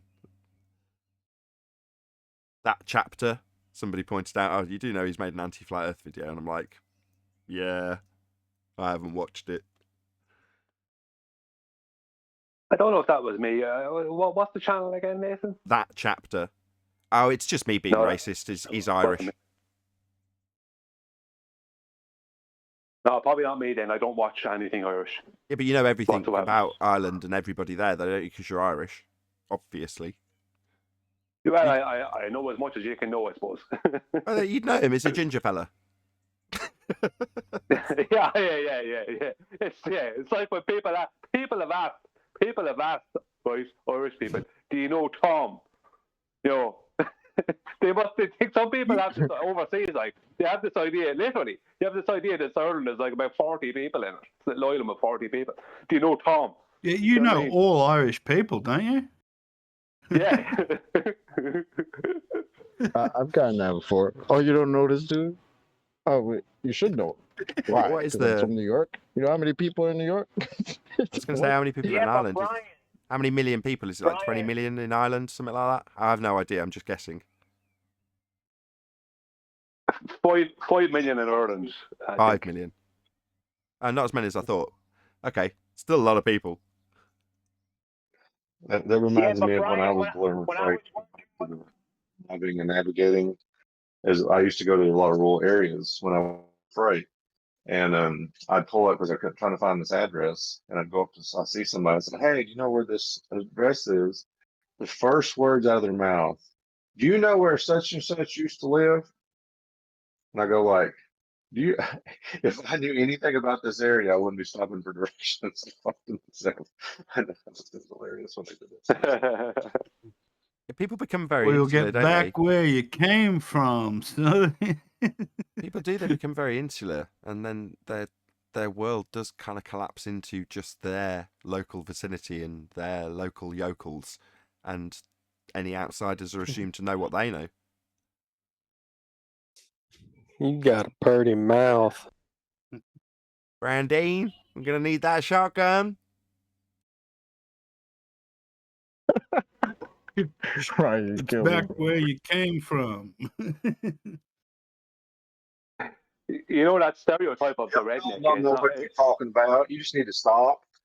Come on now. You just don't know what you're talking about. You got to get that accent down. You know, I'm from the South. I know exactly how to talk. You know, I don't talk this way all the time, but I can anytime I want. But that's not redneck. Yes, South you isn't do, redneck. Paul. South and redneck are very different. So redneck is like Cletus in Simpsons. Yeah? Well, you don't sound like Cletus. So speaking of Cletus, I hadn't realised this until someone stuck it up on a Clips video. But he'd been talking about flat Earth on Simpsons. So actually saying something is as flat as the Earth to Homer. So in other words, it's just another example of how the notion of flat Earth is portrayed in the mainstream media as being the idea of imbeciles. That's why we get people here that just automatically assume, well, I'm going to go and have a bit of fun with complete idiots. Because they're going to be like Cletus. That's correct. That's Like a the good idea. Have a aristocratic redneck sort of flat Earth South. show. Hold on, go ahead, 10th. Say again. That's a good idea for entertainment. Have a redneck version of a flat Earth debate show. Just projection. They're being kept under control. The responsibility of understanding their world has been shirked onto people who are deemed to be more intelligent than they are. Metaphorically, they're the Cletus character, the Dumbo that doesn't really know much. The irony being that the truth in plain sight is put out by that Dumbo that, technically speaking, is more comparable to the globe believers that we encounter. Just accept what they've been told at face value. No, but I only seriously, realized that idiots has more common sense than intelligent people. Yeah, but anything that's deemed conspiratorial by portrayal of the mainstream media is normally going to be put out there by the most airheaded character. So Phoebe in Friends is the one to question whether or not dinosaurs and evolution are real. And she's questioning who? Well, the PhD. The Ross character who works with dinosaur bones, as he keeps calling them incorrectly. Well, it's the most airheaded character that's questioning his beliefs and bringing him to the realization that his beliefs aren't set in stone and could be questioned and challenged, and he has to accept that at the whim of the airhead. Only for her to giggle at the end and see, here, see? Can have your beliefs questioned because they're just beliefs. They aren't infallible. That's what Phoebe's telling the PhD, so it gets a laugh. But then they move about his life and he carries on going to the museum now, doesn't he?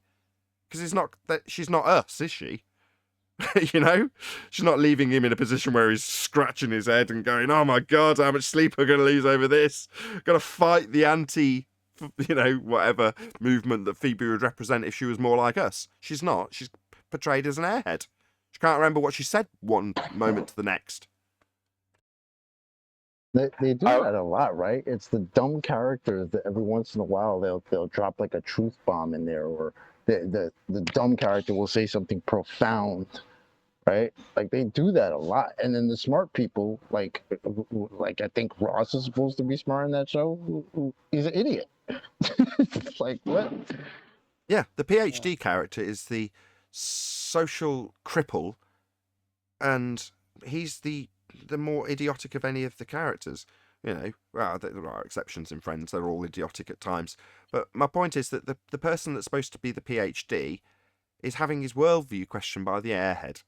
Now, it's not something that's discussed amongst the regular characters, and they all reflect on. It's between the deemed to be most intelligent, most educated, highest position status in terms of intelligence character versus the airhead who plays songs that are out of tune and don't make any sense and literally can't remember what she said 30 seconds after she said it. She's the one that's coming up with the profound notion and the truth bomb, as you put it, not the PhD. He's just spouting the rhetoric. It's the difference between intelligence and wisdom. They do it a lot with kids and adults in shows today. Portray the kids as the smart ones and, save the day, and most adults are just complete morons, and I don't know, very strange. Yeah, doing Peppa Pig. A lot of really intelligent people often have a very narrow scope of that, intelligence and knowledge, and so that they can't sort of pull back and see a bigger picture as well as others.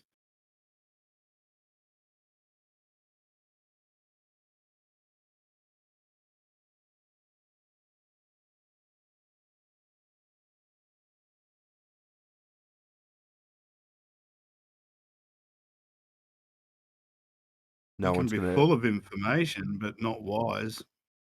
I say no one's going to respond to your stereotyping, fallacy, and baseless assertion, it seems.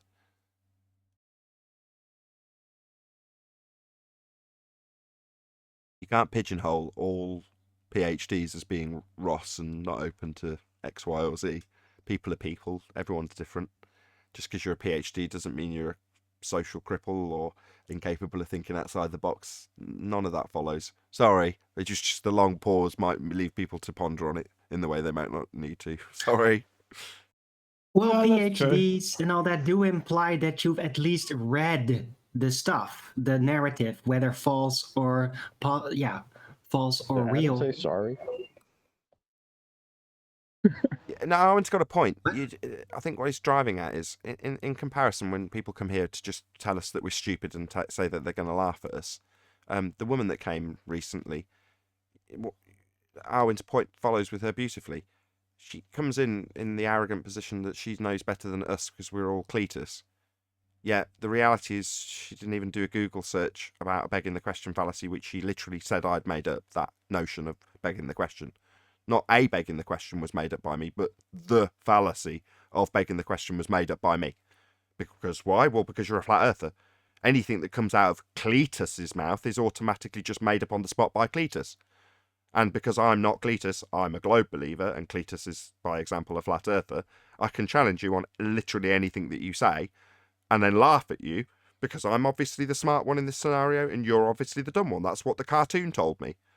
And the reality is, no, love, you're the Cletus here. The sad part about it, because I missed that, I wasn't on here for that, but I listened to it afterwards. The sad part about that was that not even any of the Globers would even come in and just try to help her out. Like, hey, like, yeah, we understand, we get it.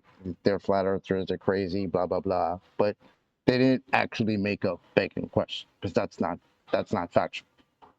But they just let her out there to dry. It's like, why don't you help your people out, man? I don't understand. Maybe there's rules That's about crazy. I see what you're saying. There was no white knights, right? That a baller could be wrong. Sorry, Nathan. I was just going to say there's no white knights coming to her aid, is what you're saying. But she wasn't either fighting a globe rhetoric or an anti-flat earth rhetoric at the time. She was just being stupid. So no one's going to white knight for that. I wouldn't be surprised if they put her drunk ass up to it. And it wouldn't even have been about white knighting for her. It would have been just like, no, lady, you're wrong. Oh, just hold on. Yeah, right. Ryan just pointed out that he actually baited her into that circumstance. He's taking credit for it. Oh, nice. Well, it's the same reason why nobody white knighted when Simon Dan said you and your reference frames are ruined, because to every baller that was just blatantly stupid. That's why nobody defended that but himself. Did he even defend that? Yeah. Do you know what his defense was? Yeah. Nathan Oakley wants the dumbest flat earther of the year award. That was his defense. What? His defense was to verbally state the tweet that I took issue with, because it wasn't my claim in the first place. It's your globe claim that we have reference frames to show drift. So in response, he parroted off the claim verbally, and then in defense of it, after a few eyeball rolls and shifty looks around the room, was to say that I wanted to win the dumbest flat earth award 2020 or something like that. That was his excuse. That was his defense. I'm not even joking. A non sequitur and ad hom fallacy was his defense. Well, that explains everything then. No, it doesn't.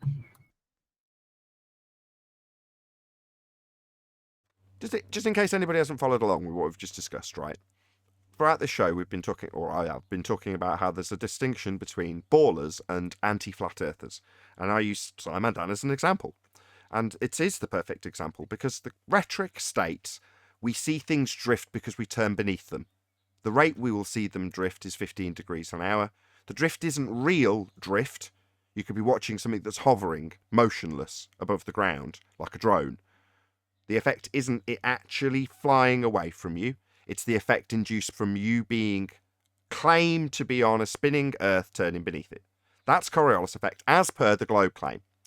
Now, somebody who hears me detail that and goes, we don't see things drifting away from us, therefore it doesn't make logical sense that the globe would assert that. But I've just heard the flat earther asserting it. So, to be anti-flat earth in this scenario and tell the flat earther how wrong he is, I'll point out that your reference frames have been ruined. That's Dan's logic. Tell the flat earther that his stating of the globe position is wrong. Well, that's a stupid position to take, but the danger that you find yourself in quite frequently if you're an anti-flat earther.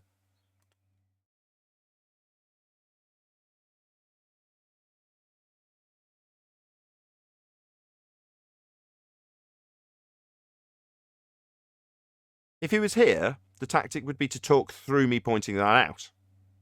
On camera, he can offer up a non sequitur and ad hominem fallacy, because he's got nothing. Here, they can literally just talk through you, and in the vain hope that they don't have to hear it. Metaphorically, the equivalent of going la la la la la la la la la la la. That's what they do.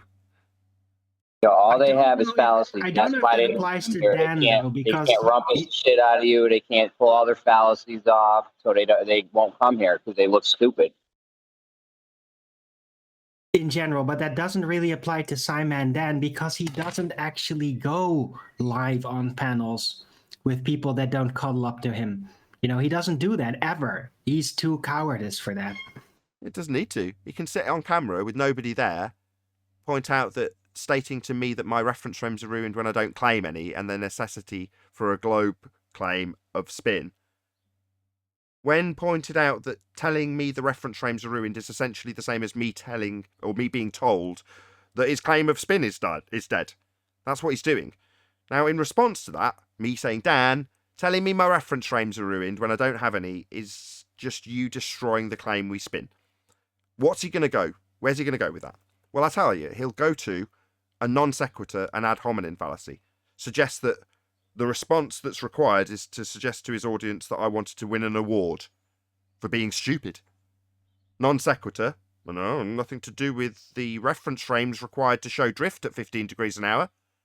Yeah, they're supposed to be turning underneath stuff. Well, you telling me, Dan, that my reference frames are ruined is embarrassing. So on camera, you're going to non sequitur fallacy away from that embarrassing nonsense that you've stated as an anti-flat earther. But you can't challenge it. You can't shout me down when I'm not there. You can just use his non sequitur fallacy and hope his dumb audience doesn't notice. Hold on, he didn't actually address the reference frames, Dan. You just claim that he wants to win an award. That's got nothing to do with it. It's non sequitur. Also, challenge to his argument doesn't come in the form of how stupid he is. It's got nothing to do with the argument that reference frames are required to show drift. You say they're ruined. Dan says they're ruined. How stupid. So globe spin claims with Coriolis are ruined then, Dan. How stupid. What's that I wanna win a dumb award? Yeah, you got nothing, mate.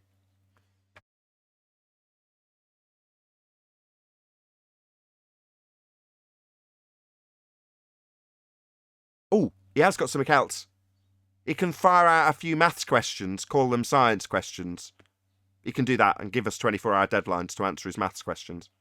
That was another response. Oh, he did that in my chat today again. You have 24 hours. Hey, Dan. You are asking our question about how we can have gas pressure without containment to a BBC astrophysicist. And yet you think that your question about frequency is important in the nature of reality debate? Definitely not. But you can non sequitur away from the actual argument, the one that you put to a friendly who didn't have an answer. So our questions get put to BBC physicists. His questions get laughed at. And we ask him in response to prove the R value that he's never going to address, prove how we can have gas pressure without a container in violation of natural law. A question worthy of asking an astrophysicist, I might add. Dan, your questions aren't going to be asked to anybody because they're non sequitur. Irrelevant, not important. Oh, unless you want to say that we can't answer them, therefore we're stupid, so it would make an ad hominem fallacy also. Yeah, that's all you've got, Dan. It's pathetic. Yeah, over time he's turning more and more into a math head. And when you go there, eventually nothing else is left, so it's like the only intelligent, sort of halfway intelligent action that he can still perform in the face of his utter failure in all forms of logic outside of the math. So yeah, I would hold on to it for my life as well. But he's not even trying to argue. Like, he doesn't make any arguments. Like, he takes what we say and then he just Googles the opposite. Like, just Googles the globe version of that and just reads it off. Like, you're not even trying. You're just, oh, if I had to say space does it exist? Oh, let's Google that. Oh, here, look. It's like, what are you doing, man? You're like a story time reader. And people give him money for this? It's crazy. Reading Rainbow. Yeah. Yeah, pretty much. Mr. Rogers or something for the Globe. It's ridiculous. I think reading Rainbow is probably aimed at more intelligent crowd than Simon Dan. Well, Yeah, my the hat's kids. off to him. He's got the algorithm at his mercy. So good for him. He knew what the audience wanted, and he gave it them. He knew what YouTube wanted, and he gave it them. And he's become very popular as a result. Now, financially, epic. Man, I'm jealous. As a YouTuber, man, Dan, I am so jealous. When people say I'm jealous of you, they're right, mate. They're absolutely right. However, I don't lose any sleep over this. I'm certainly not contacting the BBC or ITV to ask astrophysicists about your maths questions now. I don't lose any sleep over those. Nor do I contact third parties to answer them. But you do, Dan. So, you know, you got more money than me. Yeah, there's always going to be someone with more money than me, though. And how much I concern myself about that is my problem. And I don't, I assure you. I'd rather be poor and brilliant than rich and an absolute moron. Ignorance is bliss. I'd rather be a rich moron. I was going to say, To be ignorance honest. is bliss. Yeah, I'd rather be Yeah. the rich moron. Not know any of it and just be rich. Yeah, I'd rather have that, Arwin. I'm sorry to disagree. Well, it takes knowing the other side to know that it's more worth it like this. Cognitively, yeah. I know you said. back to Too my road dumb, trip. then you can never know why it's more valuable to be poor and smart than it is to be dumb and rich. Because if you're dumb and rich, you don't even know what to do with the money. And everybody's just going to be embarrassed by you or try to suck up to you, not be genuine about anything. It's even better to be smart and rich, though. Hey? Yeah, I agree. Did anybody ever hear about the hat on the bed? Head on the bed. Hat on the bed?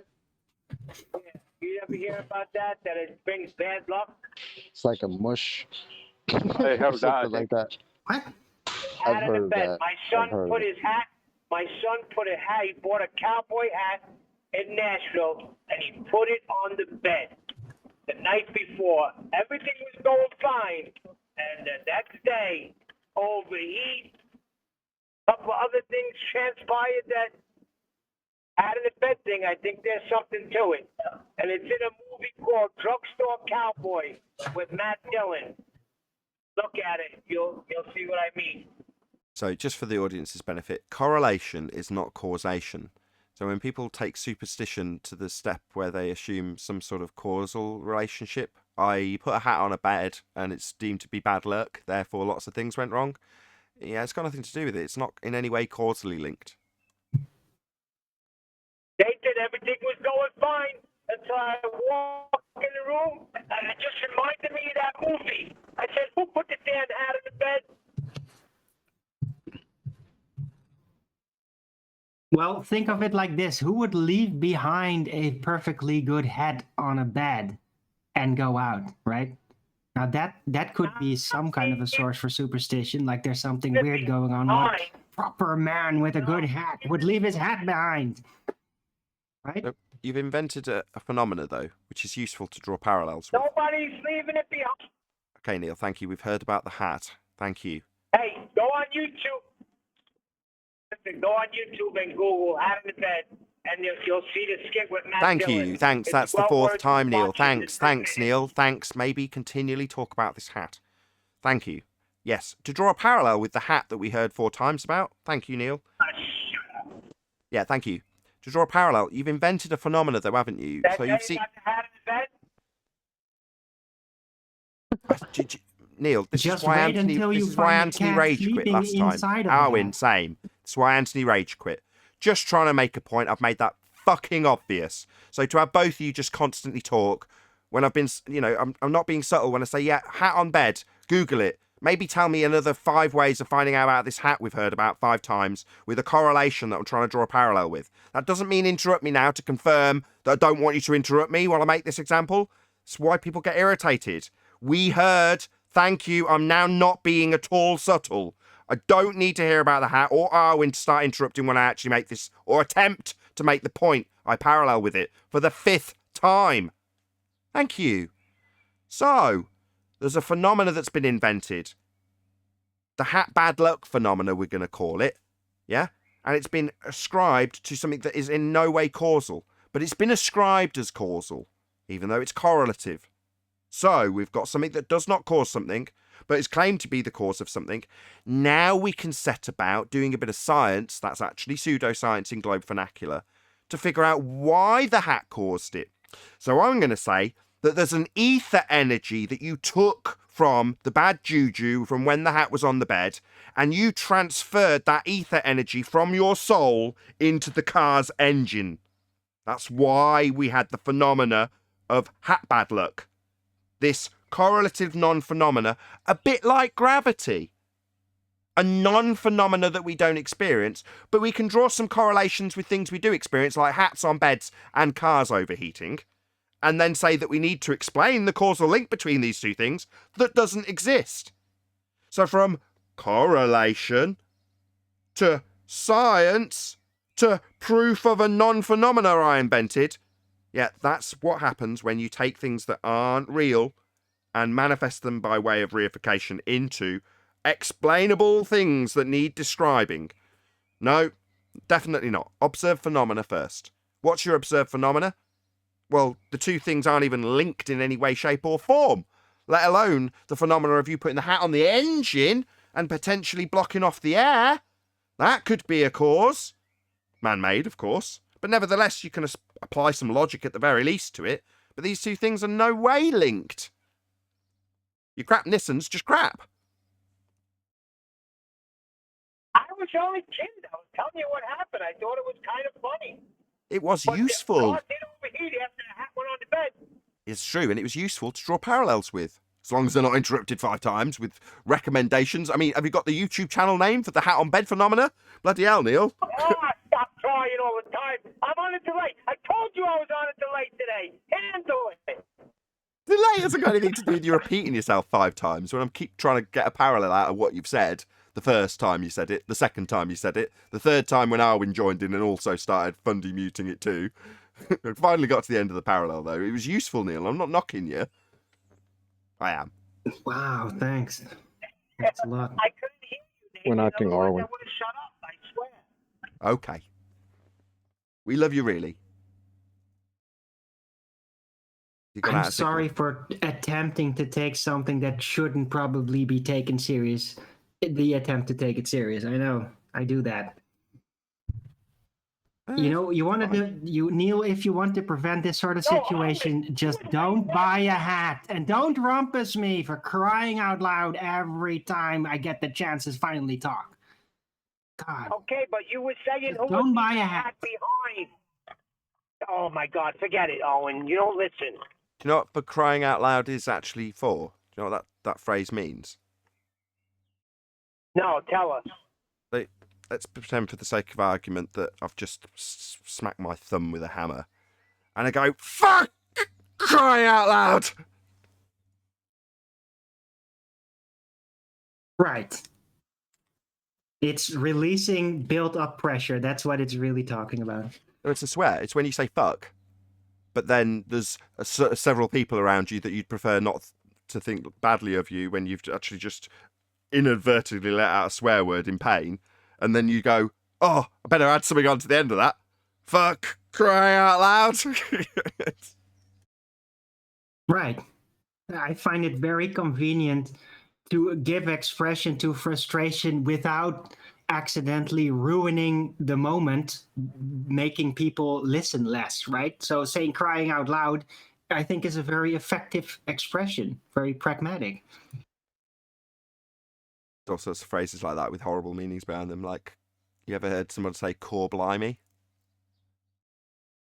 That's a British thing, right? Yeah, well, it's derived from The pirate thing.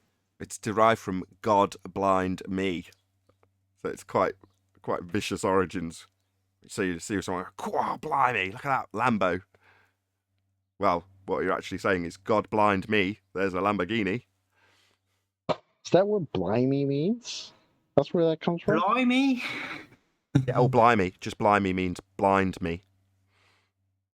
Well, that's two instances. There was Saul got blinded on his way to arrest everybody that was following Jesus.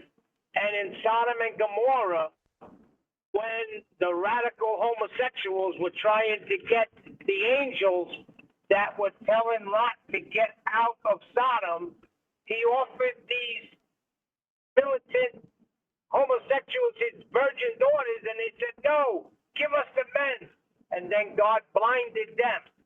And in Inglewood, they chase after you in a rental car to get you out of their neighbourhood. And God said, we're going to have your wheels off.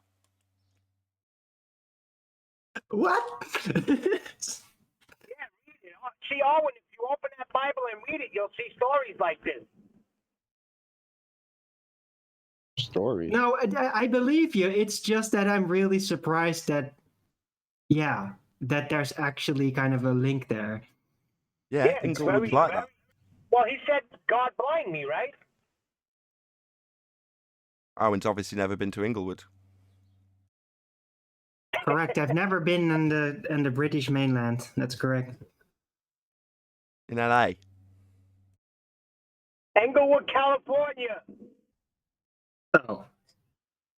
I might have been there as a baby. I don't remember. That don't count. All I've right. been there a couple of times. Is Inglewood actually a part of LA? Is it like a district? I believe so, yeah. It's not like a different part of California, a different city. Yeah. Part of LA. Well, I think Thought so. Part of LA, right? well, I think it's like a greater LA, because if you're looking for the population of Los Angeles, I don't think they give you the whole of LA. They give you just kind of a certain boundary, whereas Inglewood has its own. It has its own. I think it does have its own city status, like Santa Monica and Venice and places too. I think every. I think, as far as I know, because if you look for the population of Greater Los Angeles, it's much bigger than what if you look for the population of Los Angeles. I see. If you know what I mean. Like I London. could be wrong now. Americans can correct me there. Gotcha. I used to live in Brea, California, Orange County. It's about a good, hour and a half, 2 hour drive to LA.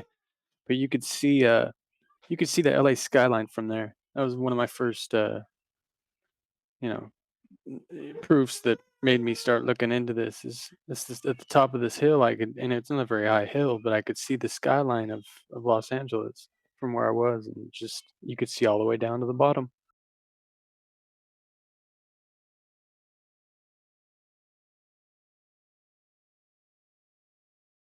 All that smog must be refraction.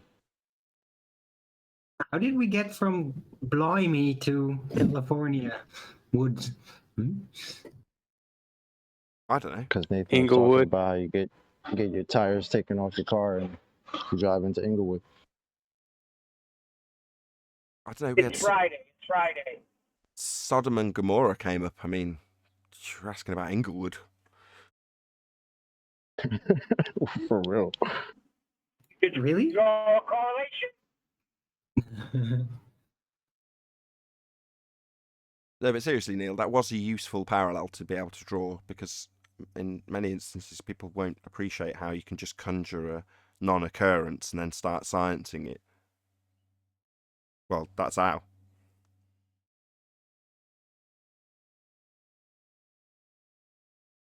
We have the hat in the bed. Well, yeah. To compare that to a non-phenomena of gravity is quite useful. And Nathan, you know what else? I was in the water with my kids, and I'm starting to think, is a shark going to bite them? I was getting so freaking paranoid, I had to stop and say, this is not real. What shark? What? Sharks are real. Sharks are real, Neil. No, but I'm saying after that, then we were in the water, and I'm seeing like shadows, but it was my son's shadow. But I'm thinking in my mind, is it a shark? Oh, I Are see. they You're gonna get just. bit? Yeah, I understand now. You're describing the ether energy that you transferred into the water, and also. Okay. Yeah, I was getting paranoid, and I had to stop and say it's not real. It's just a hat in the freaking bed. It's Right. the charge of That's the a hat. good instinct to have, No, It's there's very good when orcas are around. Yeah, I agree. No, there's energies from these things. So the hat is negatively charged, and the bed is positively charged. And obviously, I'm making this up as I go along. But when those two things intersect, it's a bit like magnetism, and that's what creates the bad juju, and that's what goes into your ether soul, and that definitely has an effect on engines and water. So there you go. It's all true because I made it myself. Do you want to know the experiment that proved? You have a point there, Nathan, but it's tough to prove. Just get a magnet. No, but listen, then I was thinking about this show when we were talking about sharks, and I'm saying there's a reason why that show was on. I'm going to have to use some of these tactics that they were talking about.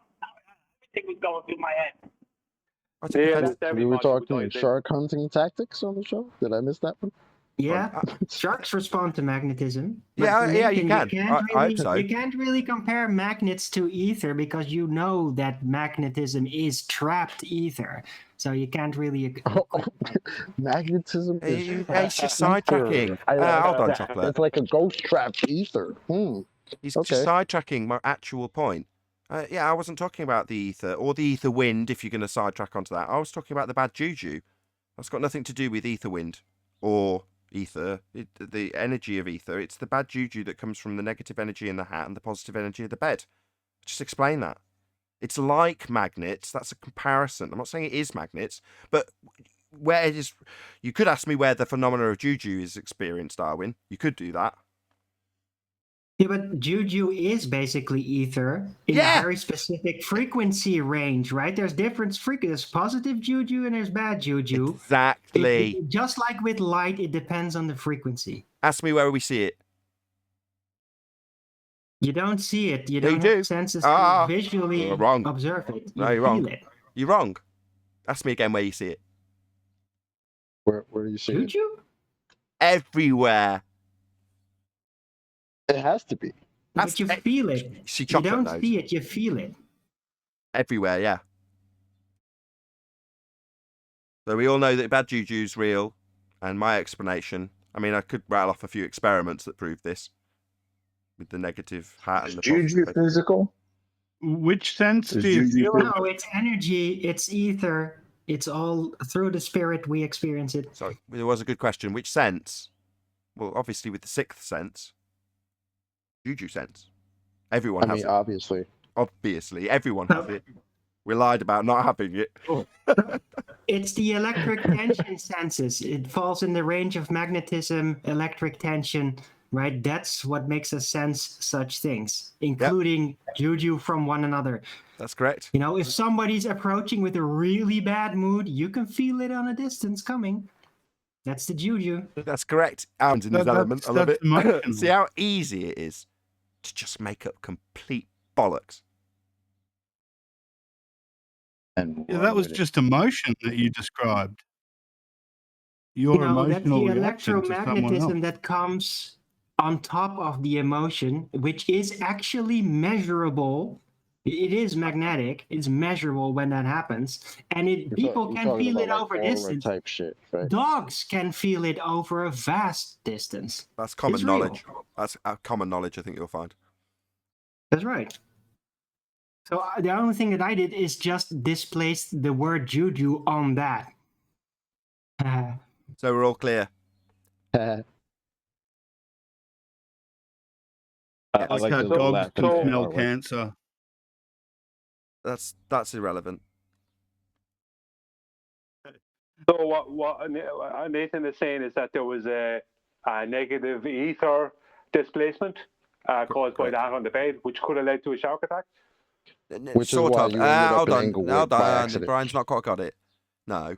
The displacement caused the bad juju, and the juju has obviously then permeated out, and the medium, I don't know what that is, but it permeated from the disruption into Neil.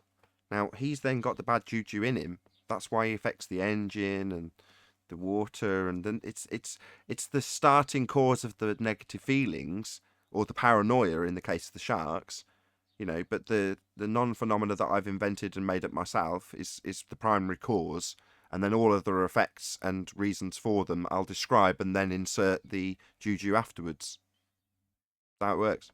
Oh, No. oh, so it's like ether then, is what you're saying. No. This sounds like the scientific theory of juju. Juju is what happens when a magnetic cycle is broken, the ether is released, and then the juju comes out. Exactly. That's right. Don't laugh. That's right. That's right. Cycles like within people, and that's how you receive the juju. That's correct. It's not like it is the ether. You got that bit right, Neil. There's a disruption in the ether, but it doesn't actually cause anything. I mean, the juju is actually being manifested through Neil. So you can think of the ether part as being a force. It's not actually a force, but you can think of it in that way. But it's actually the juju that's manifested through Neil. And it's Neil that we actually experience, and his negativity and paranoia and depression about his Nissan that we actually experience. But the overriding cause of that is the juju, and that was originally caused by the uneven distribution of positive and negative ether. Do you understand? Now you're just drawing this into absurdity. Oh, but I think I get it. What Nathan is saying is there has to be a medium there because the juju moved. Exactly. Right. The juju moved. Think of it as a wave. It's like magnetism. It only moves if a magnetic trap that traps the ether, right? If it is broken. So if a magnetism is basically powered down, then whatever's trapped within the magnetic cycle, which is the ether, then comes free and is absorbed by other magnetic cycles, which is absorbed and experienced as juju. Perfect. It's like hold on. I've got to expand on it. It's absolutely correct in terms of the way it manifests with the wave, because the juju, this is to Brian's point, isn't actually the ether itself. Think of it as like a surfer surfing the magnetic waves from the negative hat on the positive bed, disrupting the ether, and then the surfer is the juju. So he goes across the magnetic wave into Neil. Yeah? So it's not actually ether, but you can think of it as ether if you want to. And it's only like magnetism. I could actually make a diagram of this at this point. I think you should take at least half an hour while anybody else wants to talk about anything else, and we should have it on screen as you make it up there and then Arwin, and we should spend the next at least 40 minutes doing that, I believe. Next 4 hours? It's just one of those questions I ask with this Globe Faith. I ask, what would Rumpus do?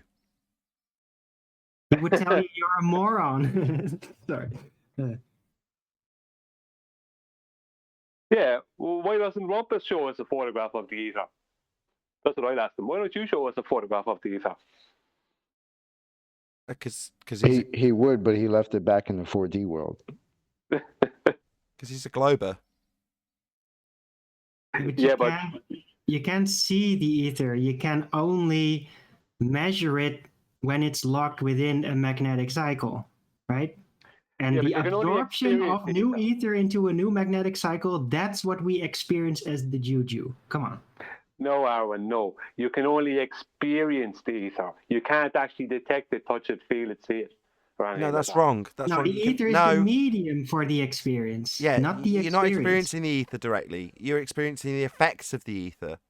Yeah? So nobody can experience the ether, Brian. Yeah, that isn't experienceable, but the juju is. I mean, Neil's described it to you. Do you need Neil to go through what he actually experienced? That did actually happen, Brian. I mean, come on. Oh, yeah, I suppose, yeah. I'm starting to get it now. Is that like when we ask where's the curvature and we're told we don't see the curvature, just the effects of curvature? Is that what it is? Something like that? That's hilarious.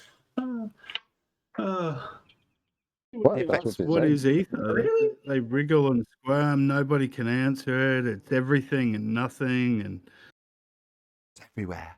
For everyone. That's actually what they used to say before the black swan.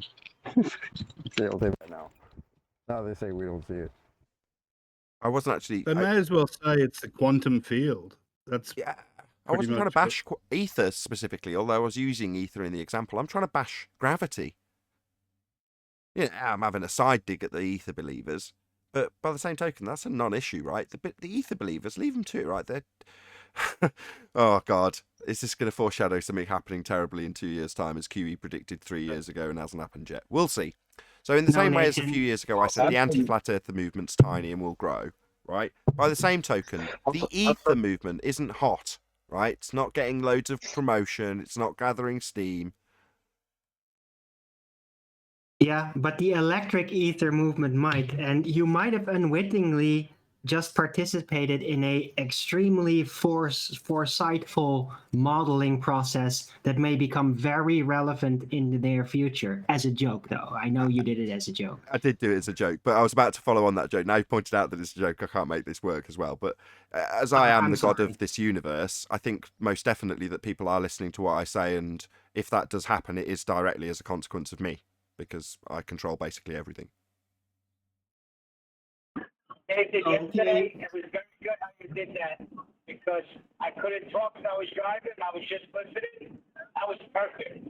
I seen everything. I envisioned everything.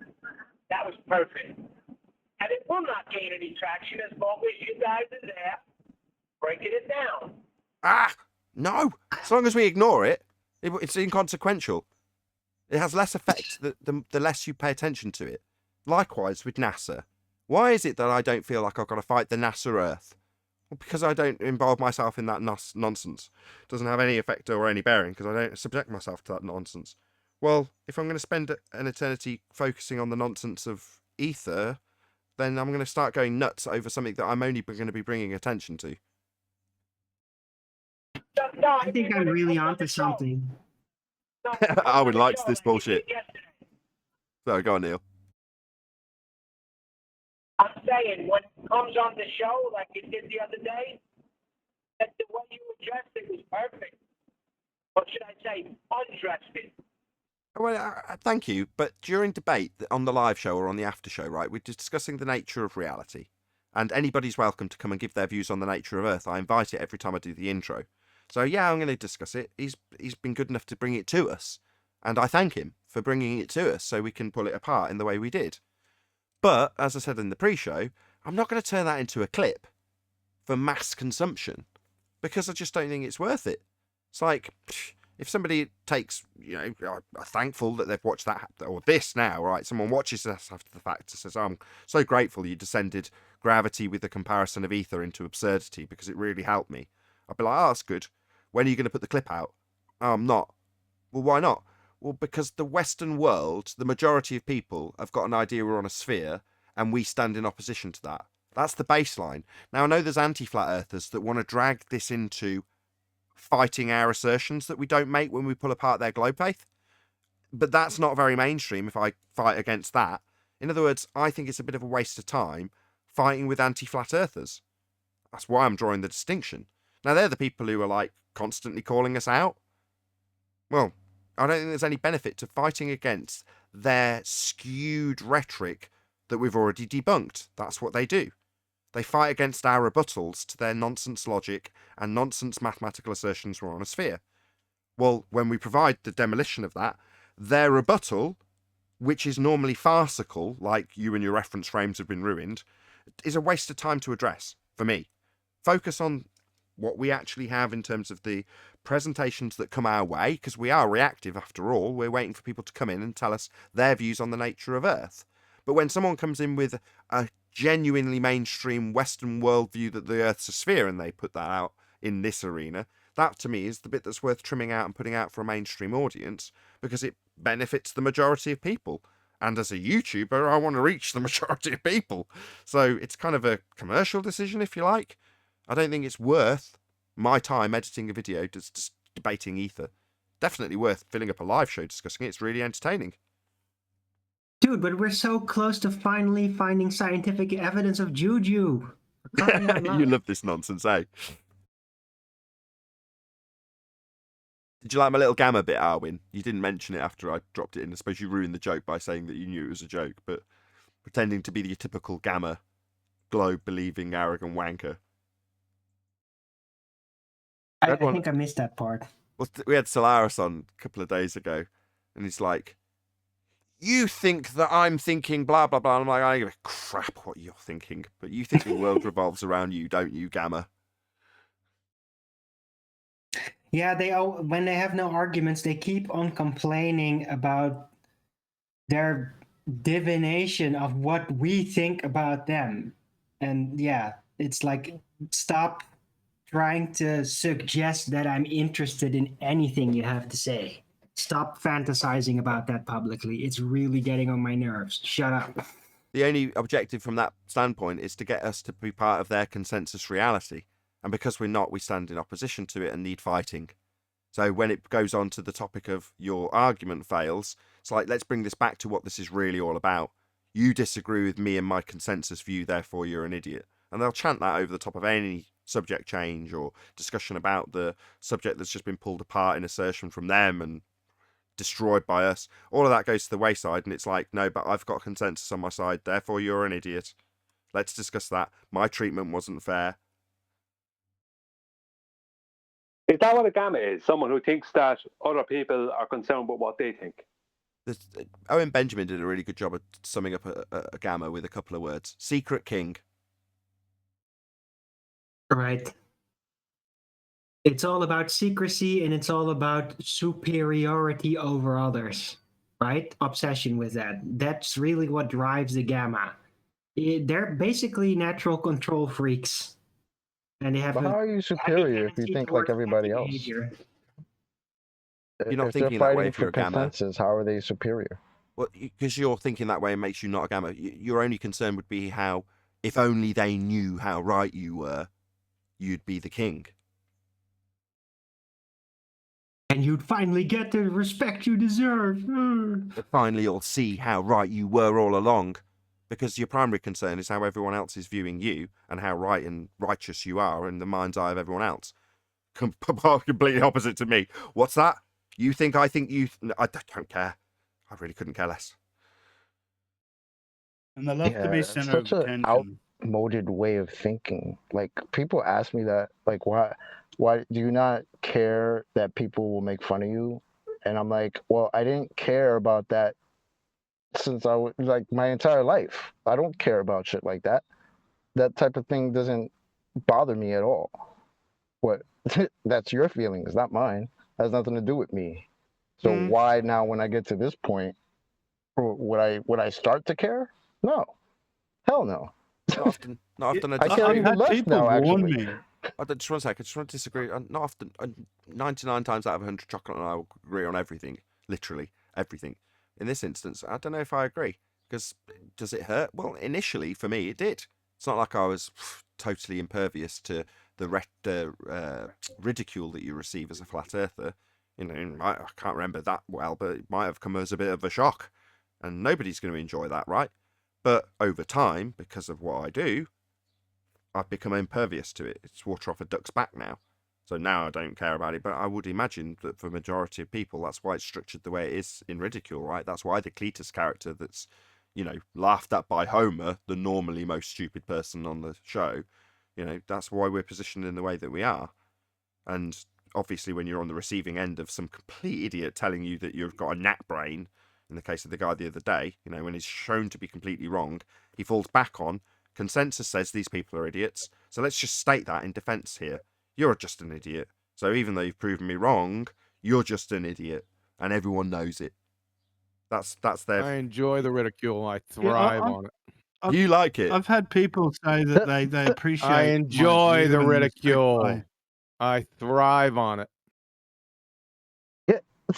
honestly, I kind of feel like that too sometimes. Like, I don't care. Like, show me your feelings, share your pain.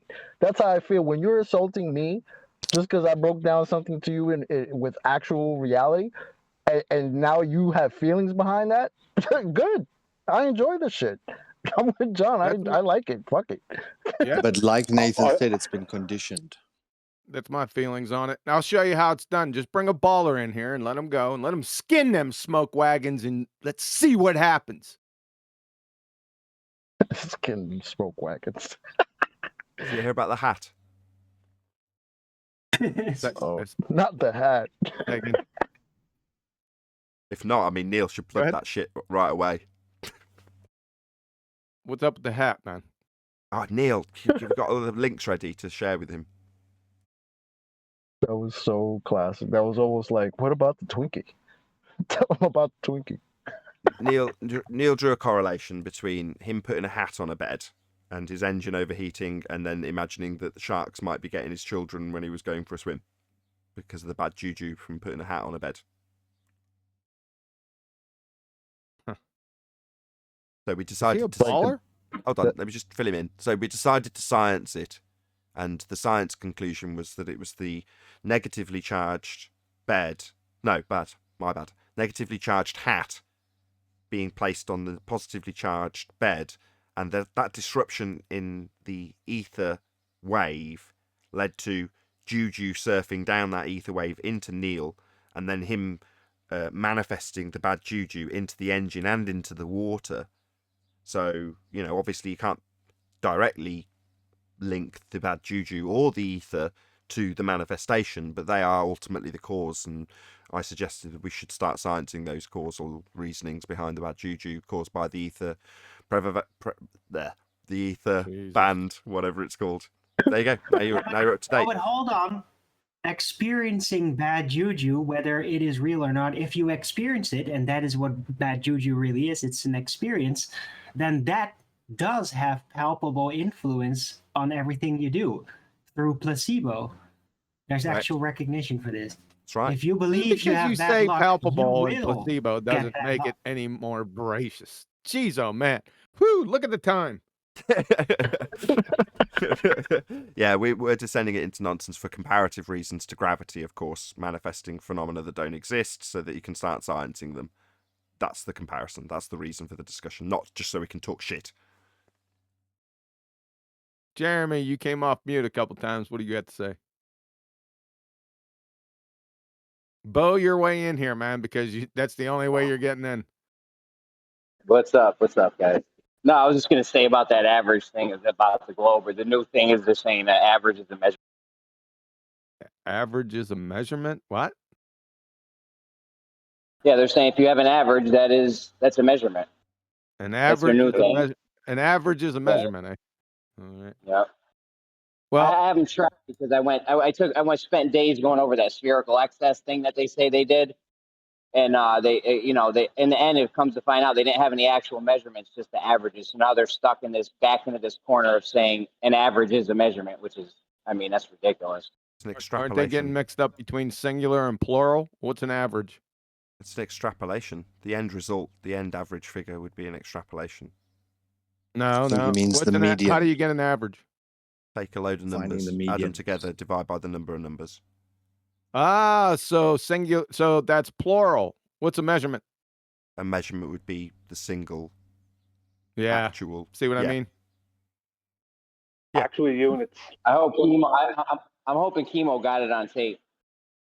But Jeremy, was this? I assume this average was an average of an assumed physical geometric spheroid horizon and its refraction value being averaged in measurement terms. Is that correct, or am I way off track?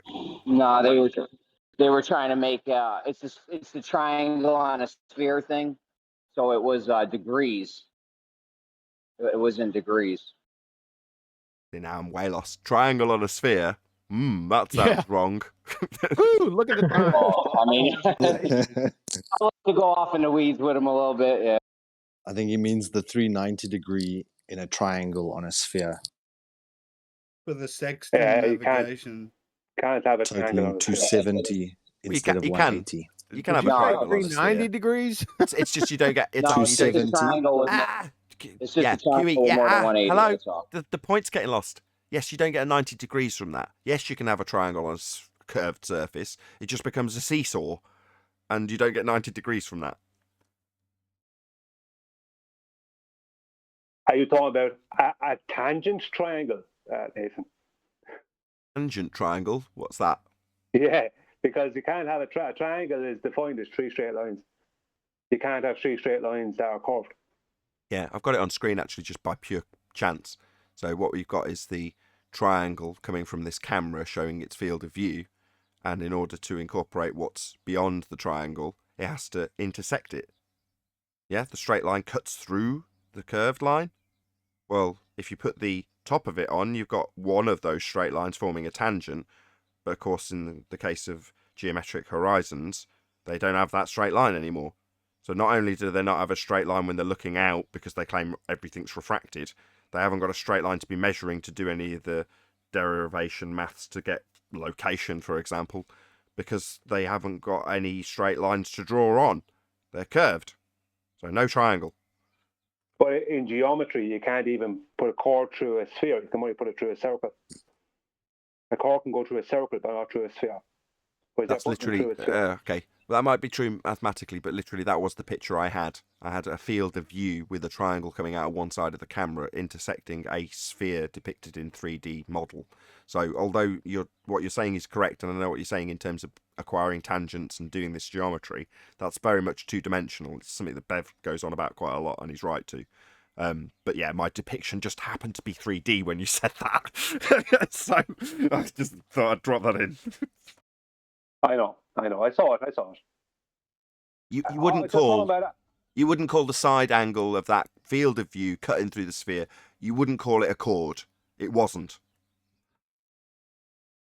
No.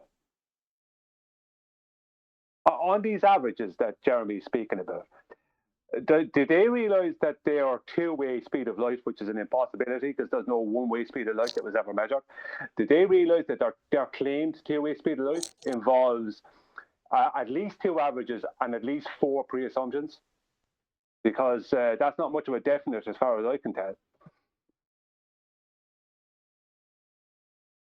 Yeah, they don't know that the speed of light was debunked by the Black Swan also. It's one of those things we've added to the list that hasn't really been harped on about a lot, but really should. Hey, my son is in the car. My son is in the car, and he's telling me that they got the speed of light. Why don't you tell him all about that you cannot get the speed of light? I think it's instantaneous.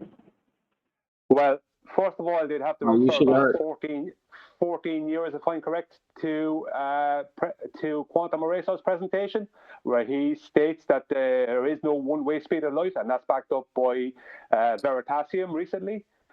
Secondly, the two-way speed of light, which is an impossibility because you don't have a one-way speed, it starts off with a pre-assumption of the Geronosphere, and then there's a pre-assumption that there's a radius measurement for that sphere, and then there's an average of that radius measurement, the distance between that average radius measurement of the sphere and an average distance to the heliocentric sun over a 12-month period. That is where the speed of light comes from, because they know that the sun is 8.03 minutes away, right? Light minutes away, because they know that the sun is an average of 92 point blah blah blah million miles away, and they know that the sun is 92 point blah blah blah million miles away because they know that it's 8.03 light minutes away as an average.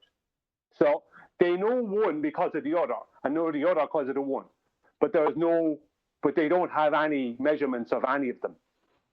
There is no two-way speed of light.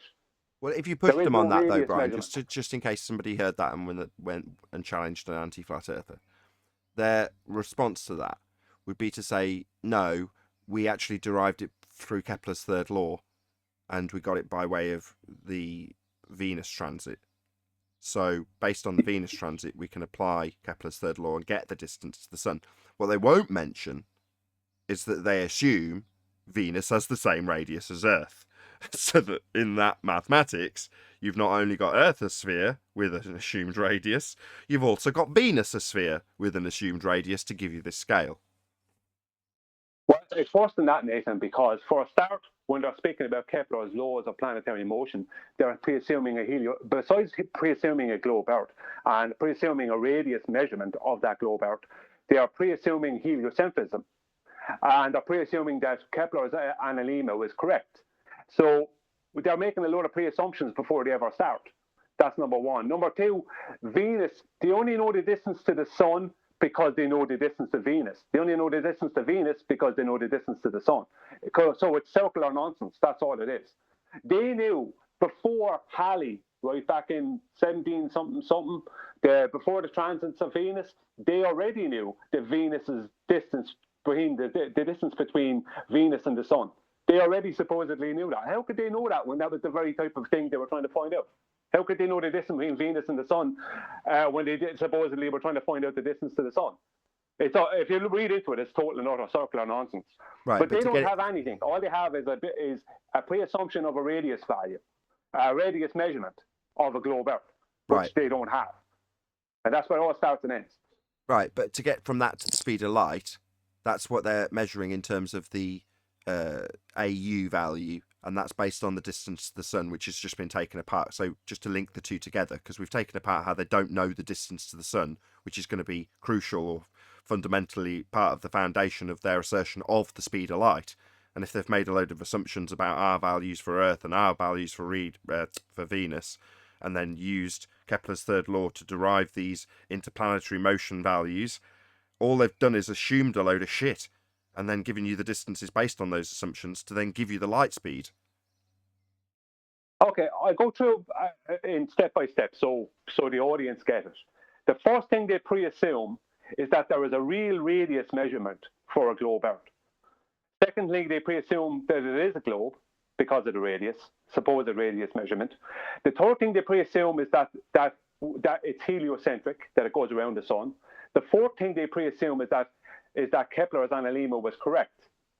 That's the fourth thing they pre-assume, right? And from that, they take the average radius, which is 3959 miles, right? And the distance from using that from that globe Earth to an average distance to the heliocentric sun over a 12-month period, because the sun in their heliocentric model will be at the globe Earth will be at two completely different distances from that sun every 6 months.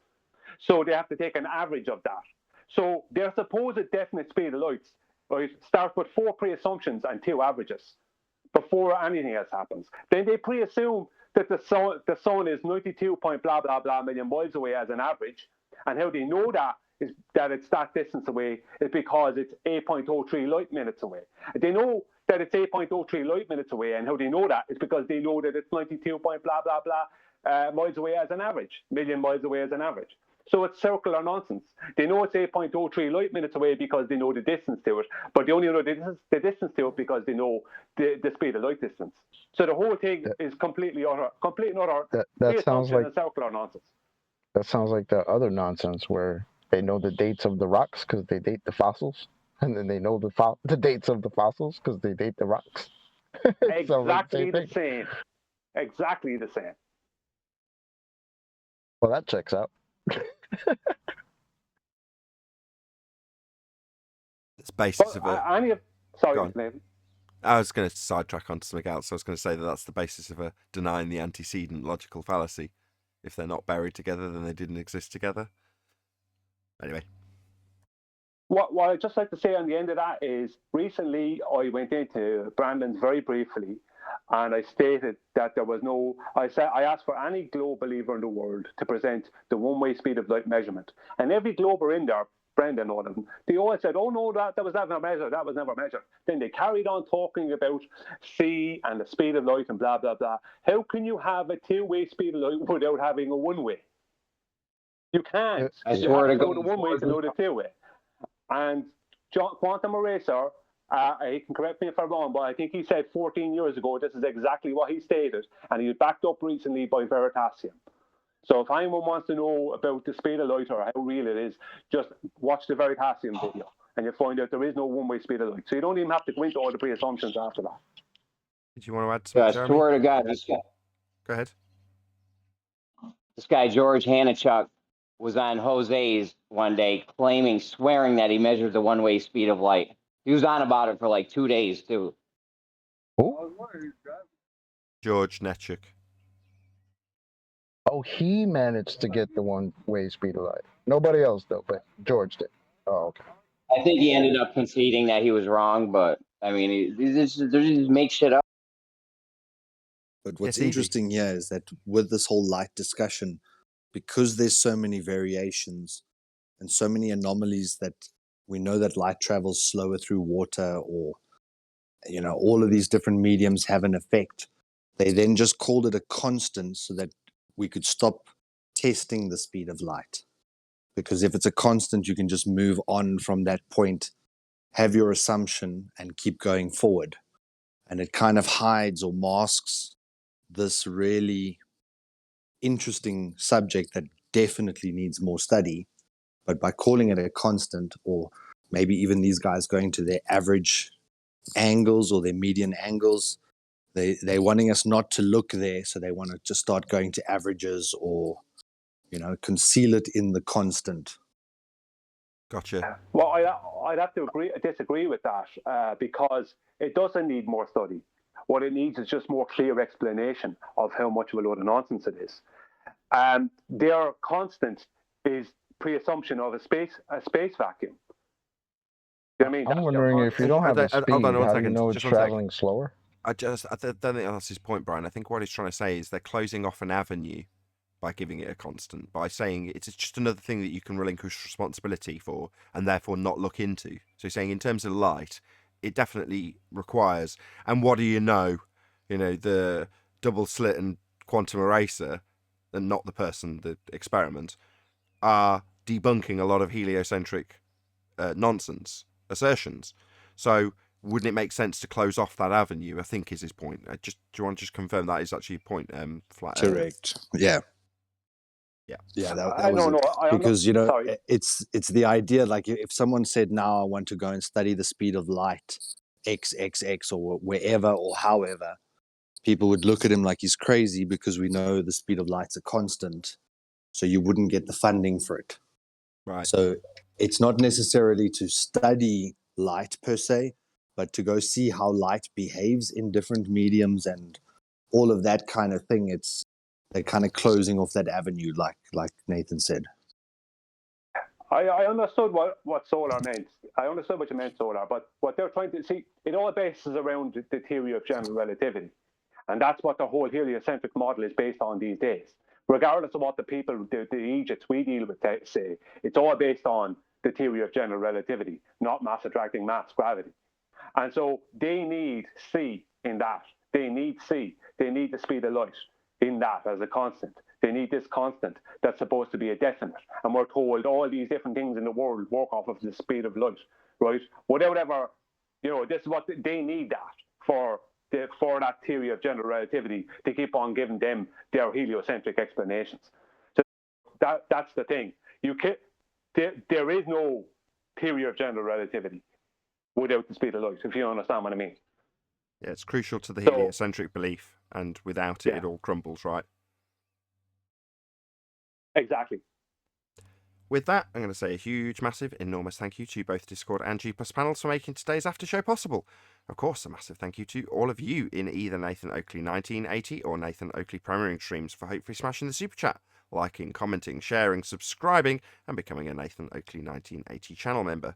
Also, below this video, you can get £50 for swapping your UK electricity supplier to Octopus Energy. I've been Nathan Oakley, and I'll see you all in the next video.